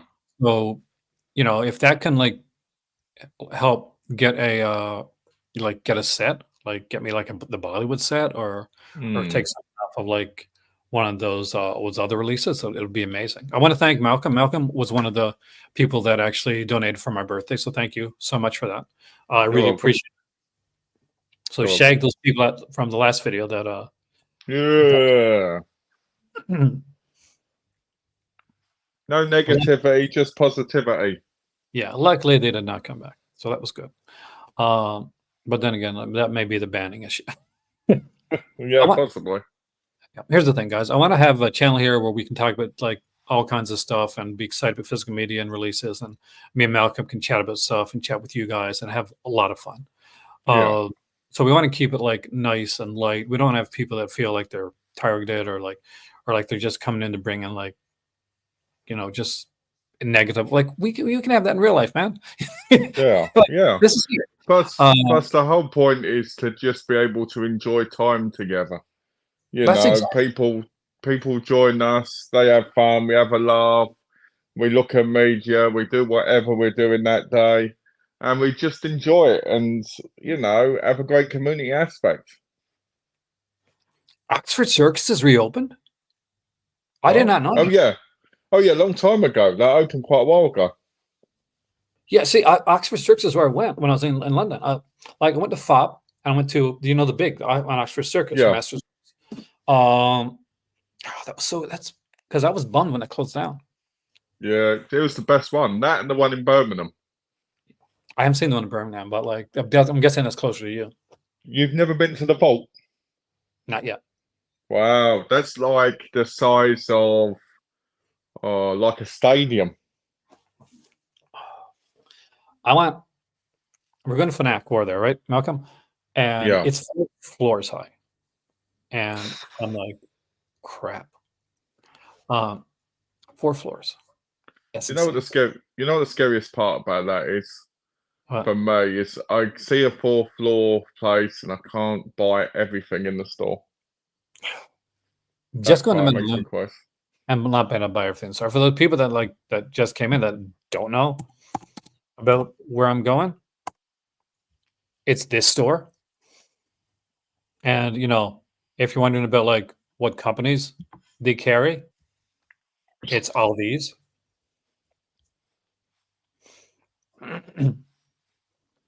So there's what I'm looking at, Malcolm. I've made a decision on like one title that I really want to get, and I know that Okay. one store has like it in has the let's see if it's here, has it in like as a used copy of it. It's only 14 like euros to buy it new. What is So it? so it said I saw Masai Vivo at first, right? And I said Masai Vivo. I said Yeah. this is like a movie that I remember from my youth. So Isn't that the Redeemer? it's the Redeemer, man. Yes, I can't believe it. So Redeemer, what was called Class Reunion Massacre in North Yeah. America, wasn't called like the Redeemer was a title that was one of the other titles. But when I got it, it Yeah. was like Class Reunion Massacre. It had like this, and it had like one of that was a big box and had like a skeleton like mask face on it, and it's Yeah. like a pro slasher. Like it's an early slasher film. Real, that's what it is. Yeah, because it's a bit like what was that one I watched recently? The one that came from oh God, Hollow Gate. It's a bit like Hollow Gate in the sense that he changes his outfit every time he kills somebody from the class reunion. Yeah, or like Terror Train, like another one like. Yeah, another one. Yeah. But yeah, so there's this company called Bach, and I'm not sure if you got any of their releases, Malcolm. But No. they put out like these cult horror ones on DVD. There's always two movies. Yeah. Okay, now look really close. Look at this. So look at the side. Do Oh. you see what I'm saying? Oh, they connect, right? Yes, there's a mural. Oh my god! Like I'm like, damn it. And it's got a number. Yes, like there's a ton of their stuff. But a DVD, right? Yeah, but I'm like, You can get the Redeemer on Blu-ray from Code Red. shag that. One, Code Red's kind of got out of business, but two, I can get it with an extra film and a possible mural. Yeah, You know, so I put that mean, on the shelf. yeah, that's true. I mean, if it's if they're remastered properly, then it don't really matter so much. Like Velvet Vampires here. There's a couple here like the. That's I'm sure that's. I think that's one of them's where from Washington's here for freak sakes. But there's like cheesy ones where it's not going to matter. Like if it's remastered, okay, I'm good if I can watch it. But I think that's Oh, what about that one? What about the the naked one in there, the corner, this one here. the one that's Toolbox Murders? Toolbox Murders. I have to, the Blu-ray edition of that one. I But always if it's wish cheap, that I always wish they'd done a version of that where they get hands away from the body. that one was shot on screen. Now, as you can see, it says épuisé here, which is French for exhausted, which means that this one is no longer in stock.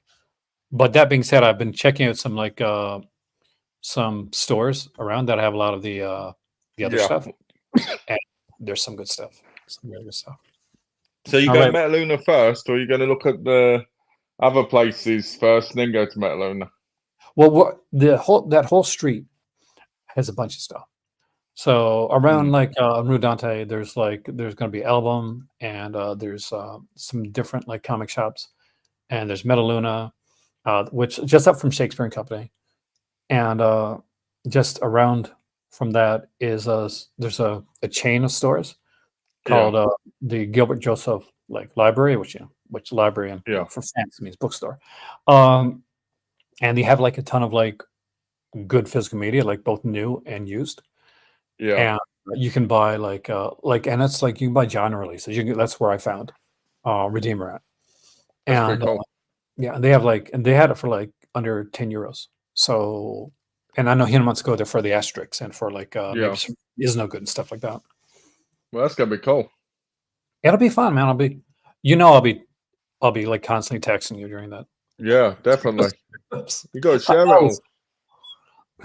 Crime Busters and Crosswires: Stories from the American Life. I have no idea what this is. Is that a CD? It's yes, yeah, it is. Features the tales of crime fighters and investigators of all sorts, from a bungling squirrel-chasing cop who tears apart a new house in pursuit of the rogue rodent to Glass's day spent with a private investigator trailing a cheating wife. These gripping stories will have you shaking your head and gripping the edge of your seat. Yeah, fun. Sounds interesting if you found it cheap. $4.99. Yeah, US that's not only. bad. Like some here are US only, so just to let you guys know. I'm gutted I can't get Dead Silence. $25.99. That's bargain. That's the one I want to get to next, actually, because this is the one that shocks me. Ultimate Grammy Collections, US only. Pumpkinhead Steelbook. It's like I said, Steelbooks are on their way back. $12. Yeah, that's bargain. $12.99. That is insane bargain. That's the Blu-ray, right? Yeah, Yeah. but it's a 4K scan, so you're good. Yeah, if you got a good 4K player, it's almost the same. Yeah, but this is the one, like Malcolm said. This is the one I wanted to talk about. This is the one that shocks me. Dead Silence, and this is not an old release. This is a newer, like, Yeah, release, it came out like 6 months ago, I think. and it's going out of print. Now, this is not like an out of stock thing sale, by the way, guys. This is an out of print sale. This means this ain't coming back. Oh, James Wan's first horror film. I'm pretty sure. Dead Silence. This freaked me out. I love this one. It's sold out. whoa! Here's Oh, damn. oh, And that had 2 posters and exclusive slipcover. oh! It came out a year ago. I thought it came out 6 months ago. But the fact that it's gone, That's crazy. gone. It's like gone. Like it literally is gone now, guys. Like this was supposed to be this, like Malcolm told Malcolm this video, but we were going to make this video yesterday, but Yeah. no water. Have you got water now? Let me just check. We had a little stream of it like earlier on today. Yeah.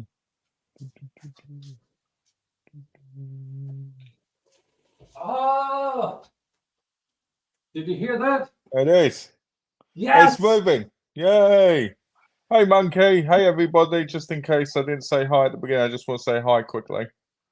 Because obviously I can't see the comments easily when I'm on this way, but you know, it's important. Let me just put it here. How do I get back? I wonder if there's beer in the sun. MST3K merchandise has been selling out like crazy. Cartoon Saloon's Irish Folklore Trilogy sold out. Oh, I wouldn't mind getting that. They've got that over here, thankfully. So Yeah, they got some screen. I'm going to be looking now at Metal Luna at some of this stuff to see if like it's there. We should actually check. Actually, it should. Dances with Wolves Steelbook sold out. Oh no! It's gonna be gone. And Bancroft Collection sold out. Are these latter ones all sold out? Is the Bold Ones? Bold Ones, the new Doctors sold out. That was actually a good series. I used to like the Bold. That's like from before my time. Not that, please. Not Sergeant Belko. Don't be sold out. Sold out. Oh. I actually like Sergeant Belko. Though Graham Parker is live. This is sold out. Ultimate Goldberg, which is a really old one. I'm sure if Gino was on here, he's probably a fan of this. Yeah, he'd love that. Again, sold out. Was the Jerry Anderson one sold out? Let's go back now because that's the thing. Yes, it's now sold out. Let's go to. I want to go to the front page. I am curious now to see if since we've been here for a while, over an hour now. Let's randomly pick something, right? Okay.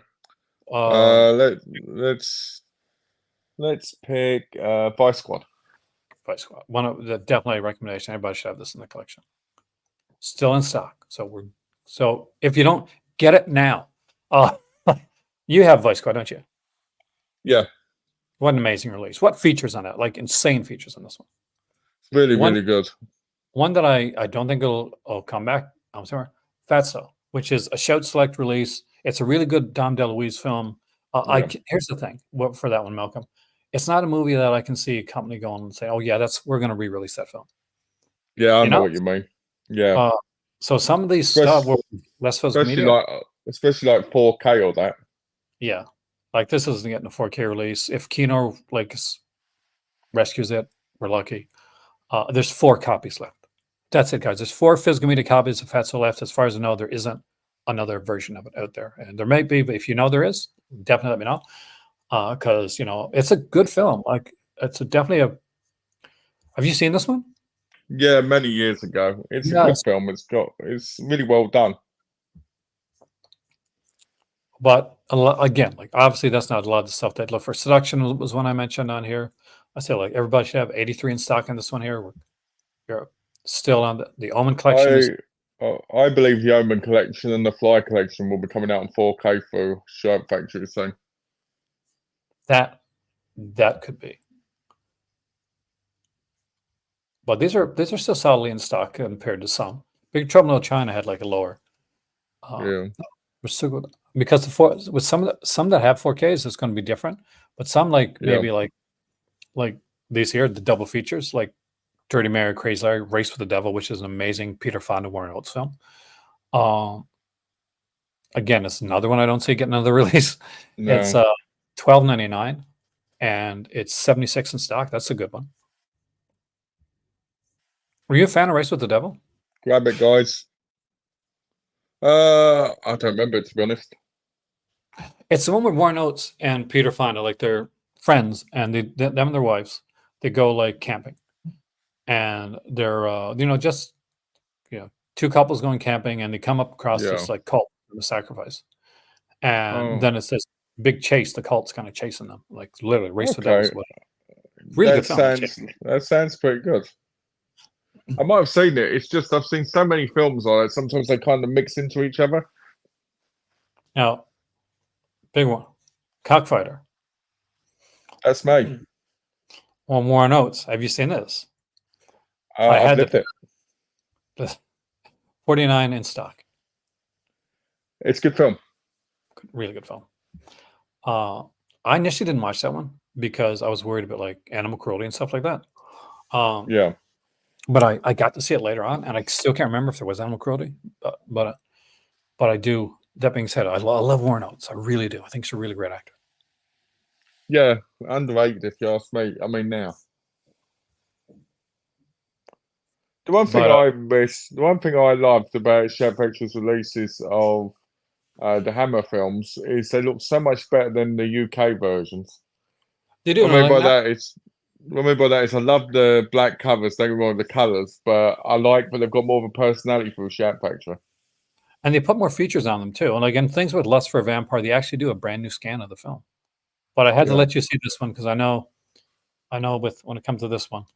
Yes. There you go. Straight into one. Shall I say it? Hello, say Aaron. I don't like your name, Aaron. I will call you Wendy. From now on, you will be Wendy. I love it. That's a great film. Shane Bryant is so good in that movie. Read it. That film always creeps Donna out. It's a creepy ass film, man. The scene near the end, like I said, like what I call the peeping Tom scene, where there's that shocking sequence in the, I said, with the camera and peeping Tom with the tape recorder in this film. It's a dark ass scene. Yeah. JFK Revisited, man, is going into print.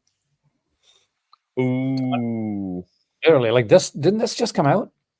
No, that was the other one, wasn't it? The Shed Select one. Kevin Costner one, isn't it? The other one. Oh yeah, the movie. Yeah, this is a documentary, right? Yeah. Through the Looking Glass by Dr.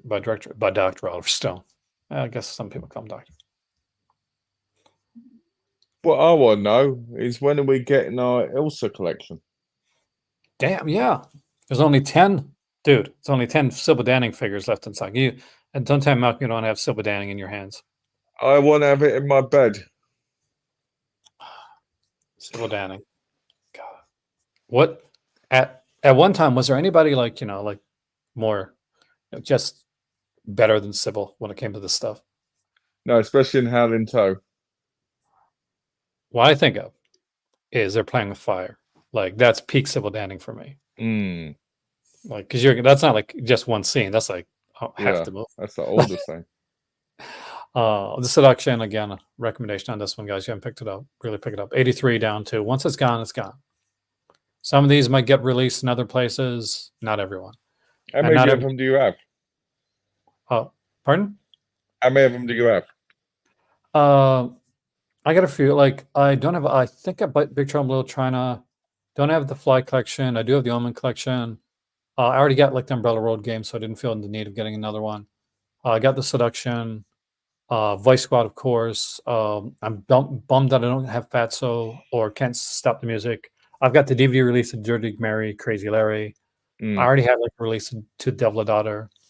I'm kind of bummed I didn't get Scars, but I do have Dr. Jekyll and Sister Hyde. I would have liked to have had the Manitou, which is an insane film. yeah. Cockfighter is a release. But Horror of Frankenstein's another one I kind of bummed I don't have. I got like the DVD release for Crazy Mom and The Lady in Red because Pamela Sue Martin and Nude. I'm gonna watch that one. Definitely want that man. Hey, I've got Straight into Morning, Lust for a Vampire. Larry Feston Collection's a US only collection, so I was never able to get that one. We even tried like from Barnes and Noble and everything for that one. oh, that sucks. And I got a DVD edition of Rock and Roll High School and some of the other releases on the other page. But yeah, there's definitely a few here that I don't have. Like out of the recommendations for stuff, like I showed the Omen collection here, and that's a good collection. It's got It's four beautiful good stuff. movies in the remake. So that's what I like to call it. Four good movies in the remake. And what's awesome about it as well is that they're in individual cases, which is always a plus. It's which is incredible. What are the Omen? There's one set. I'm not sure if it's an Omen set or the other set I got. Maybe it's the Critters set where the cases. It was weird because they like were different color blue for the for the I think for that the was the movie. Critter one. I think Yeah, that's the original Critter release before they went to mass production and had more years later. but yeah, Vice Squad for sure. I don't remember Fear No Evil. Like I remember, like I was telling the story. I was at my local video shop, like and literally what it was like a trailer, and it had been converted into a video store because I lived in a small Yeah, town. And I went and I was going to get Fear No Evil, and I looked at it, I picked it up, and like I got to buy this movie, or rent this movie. So I'm buying back then. And I look, and right next to it was Friday the 13th, The Orphan. And at that ooh, point, young Aaron has seen every Friday 13th film. I picked up Friday 13th, The Orphan right away. It was in stock. It was in like it was yeah, there. So I looked behind it because you had to look behind back in those days to see if it was going to be there. I grabbed it, ran up to the counter, rented it, like got on my bike, kept driving my 12 speed home. I'm like, yes, I'm going to watch Friday 13th, The Orphan. I'm going to find a bit like Jason Voorhees, like his youth, or some maybe Pamela. And because I've seen all the Friday 13th films. I'm so yeah, excited, I'm stoked, I'm happy. I get home and like this is nothing to do with Friday the 13th. It's just a title. It's not even a good film. Like I remember being, maybe I was just where I was really disappointed, but I hated the yeah. movie. And I'm like, and because of it, for like a year, I wouldn't rent Fear No Evil because I'm like, that's every time I saw Fear No Evil, I'm like, that's when I got that damn knockout Friday the 13th film. It's amazing how we have memories, isn't it? Like that. It is. It's killer, but it's wonderful stuff. It's why we're the collectors that we are, Malcolm. So, Is talk it? about Is it? collectors. Talk about collectors quickly. I was watching a YouTube video with a guy saying he was one of only 5 actual video rental stores in the UK. Oh, was that the 5. one that Ryan like mentioned? I think there might be. Yeah, Just the Disc. If you watch Just the Disc like YouTube channel and his podcast, so he's got a really good Twitter like game. I hate the Omen remake. I really do. I would love to say that it's a remake that I like because I'm a massive Liv Schreiber fan. Love Liv Schreiber. I think he's a fantastic actor. There's so many good actors in the Omen remake, but it is beyond by the numbers. Yeah, It's just boring. isn't it? It came out in 2006, didn't it? I think so, and it's just boring. I mean, like you can be the same. You can be different. You can do weird stuff with the film. But the only thing you can do that will really peeve me off is be boring or be bland or Yeah, and this may be some people may love this film, and if they do, great. All the power to you. But for me, I just maybe I need to rewatch it, but Mia Farrow's in this one. David Thewlis in this one. This should be a fantastic film. The cast in this movie is absolutely wonderful.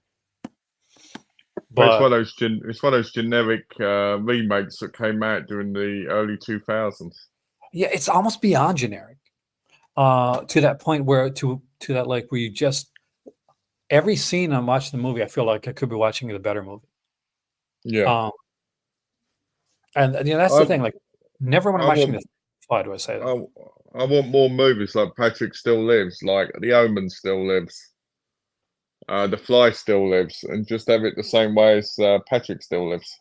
Well, Italy, man, they make it that great stuff. If you want to see like really crazy stuff, sleazy stuff, Italy. If you want to see like extreme stuff, France. Yeah, true. Like, those are the countries that bring us that stuff. That we get your inside, and you get to like your martyrs and stuff like that, or go to Italy and you get Patrick Still Lives. Has there been any recent crazy Italian films? That's what I was just thinking that was I was saying that. Because Italy goes in like spurts. Yeah. Because they do tend to follow like trends, like whether it's true. Western trends or like the giallo, like what's really popular at the time. Like the thing, like a lot of people don't realize is that although we love like guys like Sergio Martino and Dario Argento and Lucio Fulci and people like that, they were often like looked down upon in their own country. Yeah. And never got actually really seen until they would come over to North America, where people would actually. So they would think about like in France, for instance. I'm sure like the more like the French new wave guys probably were more like than like something like an Alexandre Aja like film would be. Yeah, which is a shame because they do such good stuff. That's actually kind of curious. We got to find it someday. Talking about extreme films, I watched A Gun for Jennifer last night.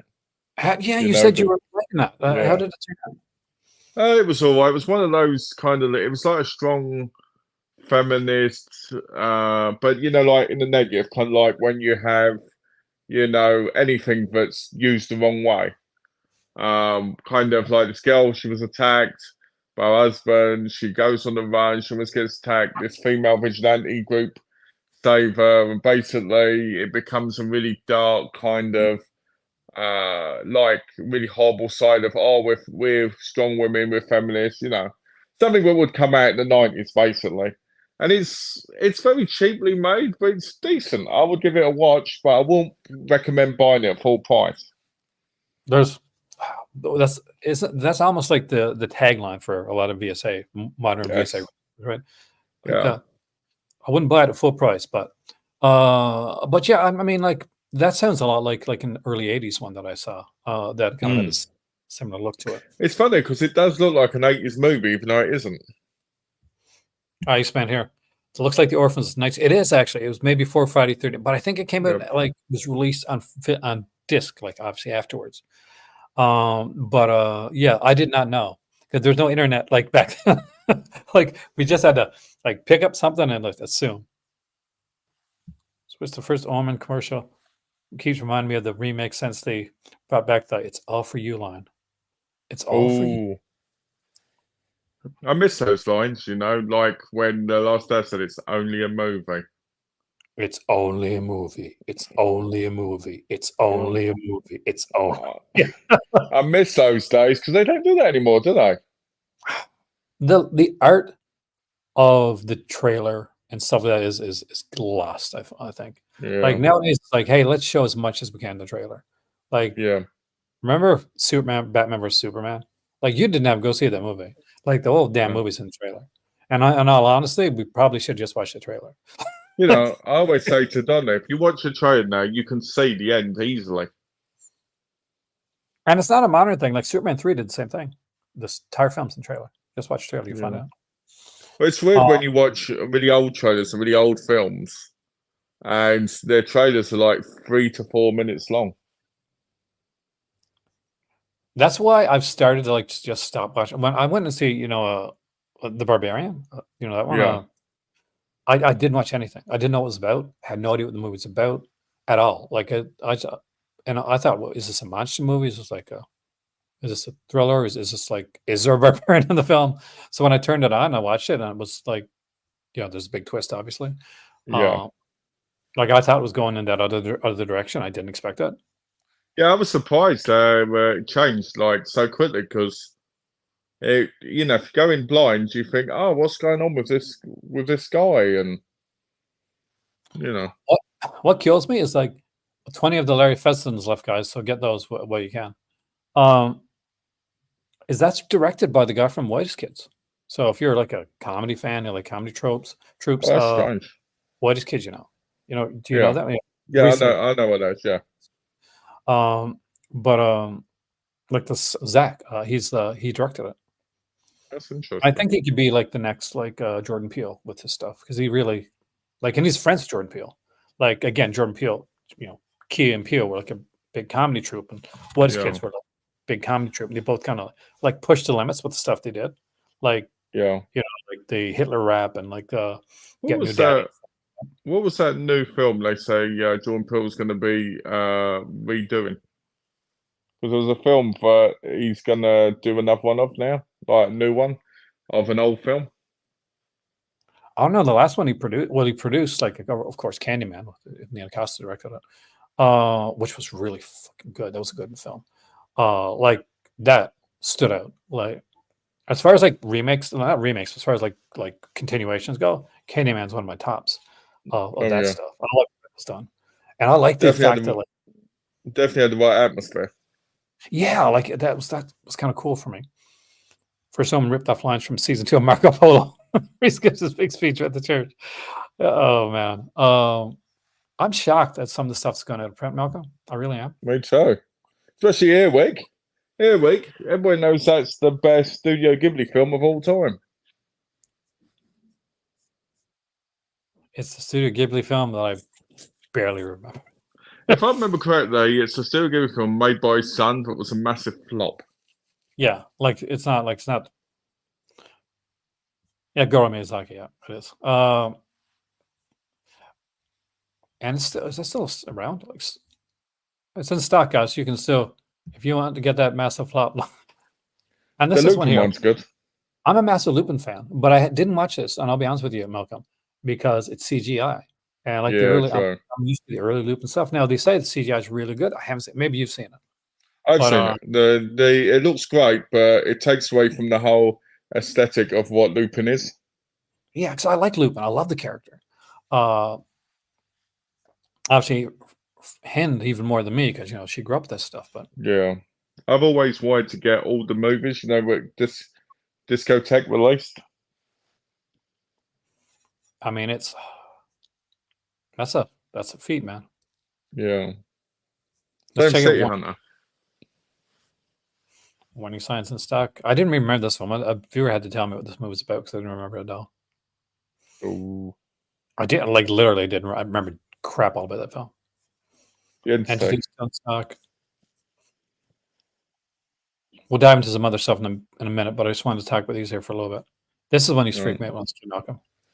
This poster. I like this creepy hunchback guy. Oh, that is creepy. Just to let you know, I have to go. I'll have to go in. I've got about 20 minutes because I've got an appointment on a video appointment. Okay. So I just want to let you know before I go. Obviously, he's doing his secret like OnlyFans thing. Yes, I've got. I'll tell you what happened. Somebody offered me $8,000 if I played with my tiddlywinks. So I said sure. Jordan Peele is remaking People Under the Stairs. Wes Craven. That's what it was. That's what it was. If anybody can do it, I feel safe with Jordan Peele doing it. Because I would know. Nothing that he's done put out that I haven't liked. Nope was fantastic. Get Out was fantastic. God, all these movies at this point. Us is my favorite. I think of the three of them. Like my oldest daughter, Nope is her favorite. Like Nope, by far and large. But I haven't seen it. Oh, you're gonna like it. You're gonna really like Nope.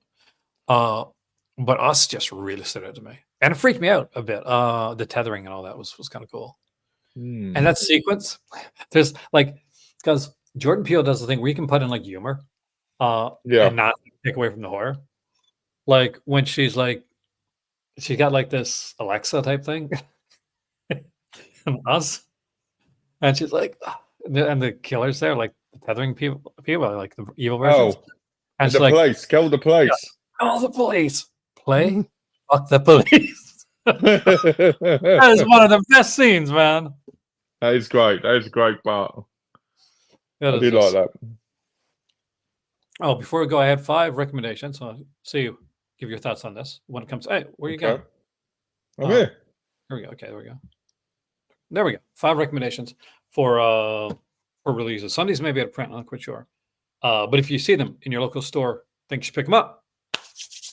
You probably got them all. So All right, let's see. We'll start off with. Unfortunately, there is no uncut version because there was never an uncut version to find, but it's Cherry Falls. Oh, brilliant. Classic. Love it. I've got the 101 Films release. Great movie, and it kind of like just reverses the trope of, oh, the virgin gets killed. Virgin like always lives. No, in this one, it's a serial killer, a slasher killer that's literally targeting virgins. So yes, they decide they're going to have an orgy. Love that film. That was a fantastic film. Also, early release from them, Death Valley. Oh, another classic. Fantastic film. Stephen McHattie. It's good. Great twist near the end that I did not see coming. You know the one. You know exactly what I'm talking about. Yes. Yep. And I'm sure you got. Love the cover too.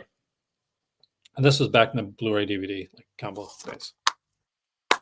And of course, that is the guy from Christmas Story. So for those who don't know, oh, obviously I don't have that one. This is a fun one. It's Michael Winner. So if you're like, man, is this going to be sleazy? It's Michael Winner. I love that film. I got it recently, didn't I? I bought the Blu-ray off of eBay. I have strong memories of watching that as a kid, just feeling like it was one of the darkest things I'd ever seen at the time. It gave me some strong memories. I'll tell you that much right now. that bit where the girl gets run over is horrifying. It is. It's such a good film. I thought for years, for some reason, I remember this as like being like Joe Sholin in the film. Yeah. It's not. All right. Obviously, the next one is going to be the best film of all time that everybody is going to say is in this franchise is just the key piece to have. Hey, my mum's in that. There she is on the cover.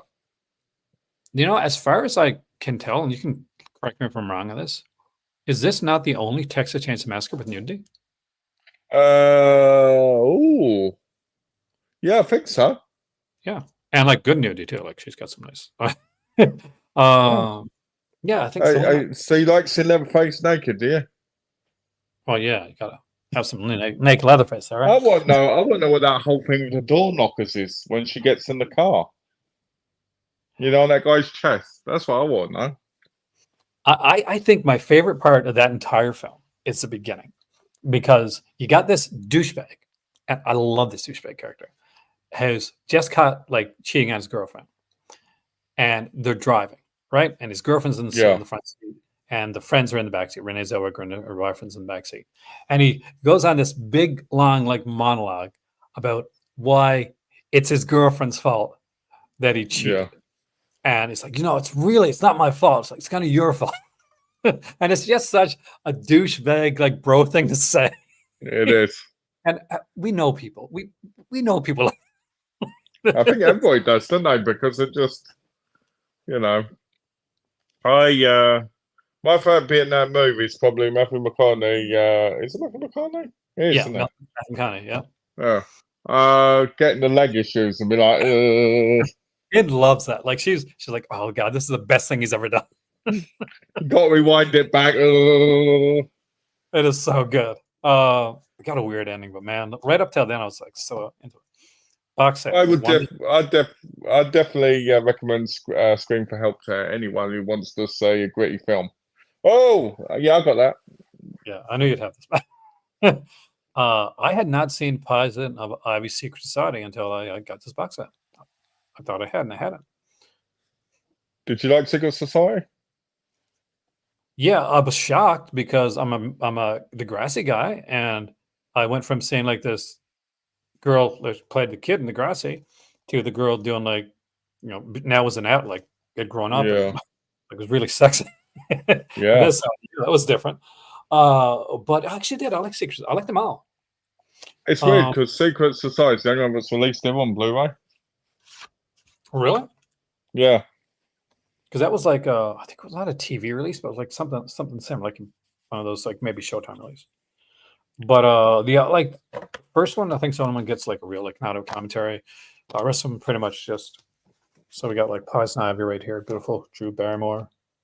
Poison Ivy 2 Lily, which is really not at all like the rest of the films in the set. No. New Seduction, I like Jamie Presley. And Secret Society. I got to rewatch these again, actually. Where would you rank them? Like, what would you rank them? 1 to 4.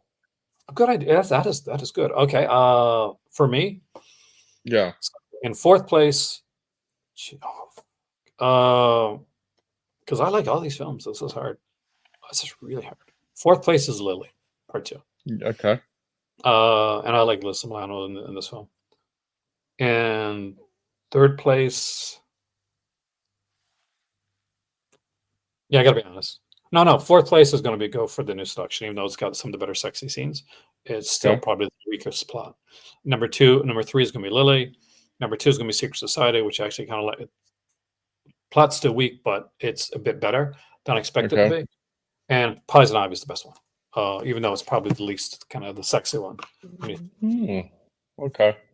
For me, it'd probably be New Seduction is the third one, right? Which one? The third one. What's the third one called? New Seduction. Okay, New Seduction. That's with Michael. So I'd probably put 3 at number 4. I'd probably put Secret Society at number 3. Then Alyssa Milano's one at number 2, and then Drew Barrymore's number 1. Just because when I was a kid, I used to look at Alyssa Milano and see her as like the most beautiful thing in the whole world. I had a lot of Alyssa Milano posters, like not a poster. I had a wall of Alyssa Milano posters. One side of Alyssa Milano, the other side of Tiffany. Damn. The original cover. Yeah. Malcolm McConaughey and Renee Zellweger on the cover before they changed the art. They had to change the art. That was a thing that happened, unfortunately. Was Viggo Mortensen in number 3? Which one? And number 3, Takes Chainsaw Massacre 3. Renee Zellweger, yes. Renee Zellweger is the star. There's that because she had that scene where at the table where she's just had enough. Yeah. And I think it's like Leatherface gets up. It's like, and you sit the fuck down. It's just such a one. That has so many wonderful sequences, and I actually love it. Oh no, I mean number 3, Takes Chainsaw Massacre 3. Is Viggo Mortensen in that one? Oh, Viggo Mortensen, yes, he is. He's the hitchhiker type character. Yeah, I thought so. It wasn't until the remakes that they took it that character as important. Because in the remake they literally have like this girl that kind of has a gun. Lord knows where she had a gun plot, but she's got a gun. And I know a lot of people love the remake. I think that it's a movie that it's fun to watch, but it's one of those films that exists only because every character is about as brain dead as you can possibly be. Every single decision is the worst decision that nobody in real life would make. Yeah, that's true. I'm that dumbass that will hear noise outside. I will look outside. Like people are like in hormones. Oh, you shouldn't go look outside. No, I do that anyway. I'd probably be killed first. But I wouldn't be throwing away the keys of my van. I wouldn't be waiting with the dead body for extended periods of time and like in a creepy area for the police officer. No, that where that body would be right there in the. I'd be long gone. The thing I never understand is this: when people have got guns and stuff, like in the movies, just go and sit in a corner of a room and wait for the door to open, and boom, you've done it. Don't go walking around with your arm sticking out because you get your arm chopped off. Well, then again, what could happen? Like what happened to Demon, right? Where he's in the washroom thing. singing his "Ooh, That's baby true. son," and you know, Oh yeah, that's you. You'd do that. well, I'm not sure, man. Those damn enchiladas. Like, so I don't know if I'd be into the enchiladas. It's been a long time since I've eaten enchilada. Though I Had do one love Mexican. last night. Look at that! I froze up for a second. Though I do love Mexican food. Um, I'm a taco guy. I love tacos. Here, big question, Malcolm. Before we All right. go, soft shell or hard shell? Oh, soft shell. I used to be hard shell, like hardcore, but lately soft shell. Yeah, it tastes better. It's more smooth. It just goes down the right way. Yeah. And with that being said, guys, because Malcolm has to do some stuff, and I don't want to keep him too long, I want to thank you all for coming in. The Paris excursion happens in 9 days. Ooh, 9 days. 9 days. So feel free to help the channel out, and you will get your shout out on here with the thing that you bought. Listen, was an original choice for Phoebe. I'm glad she got it though. Like, she was really good in it. Although there's all the drama, but charm behind the scenes, like now and all this stuff years later. Oh yeah, because the pilot had a different woman in it. Yeah, she wasn't as good, man. No. Like it's that's like if you watch Buffy, the first Apollo to Buffy, like there's a different girl playing Willow, and you're like, yeah, like thank God they recast, or it just may not have worked. Yeah. But feel free to like, share, subscribe to all that jazzy stuff. You know, donate to the channel, become a patron, buy me a coffee, whatever. But most of all, I hope you enjoyed your time here. Like Yep. we enjoyed having you guys here today. We'll see you here next time in the Call to Cinema. We A will. good person, be positive, pay it forward, buy some movies, and thank you, Malcolm, for coming in. All right. Time to swing out.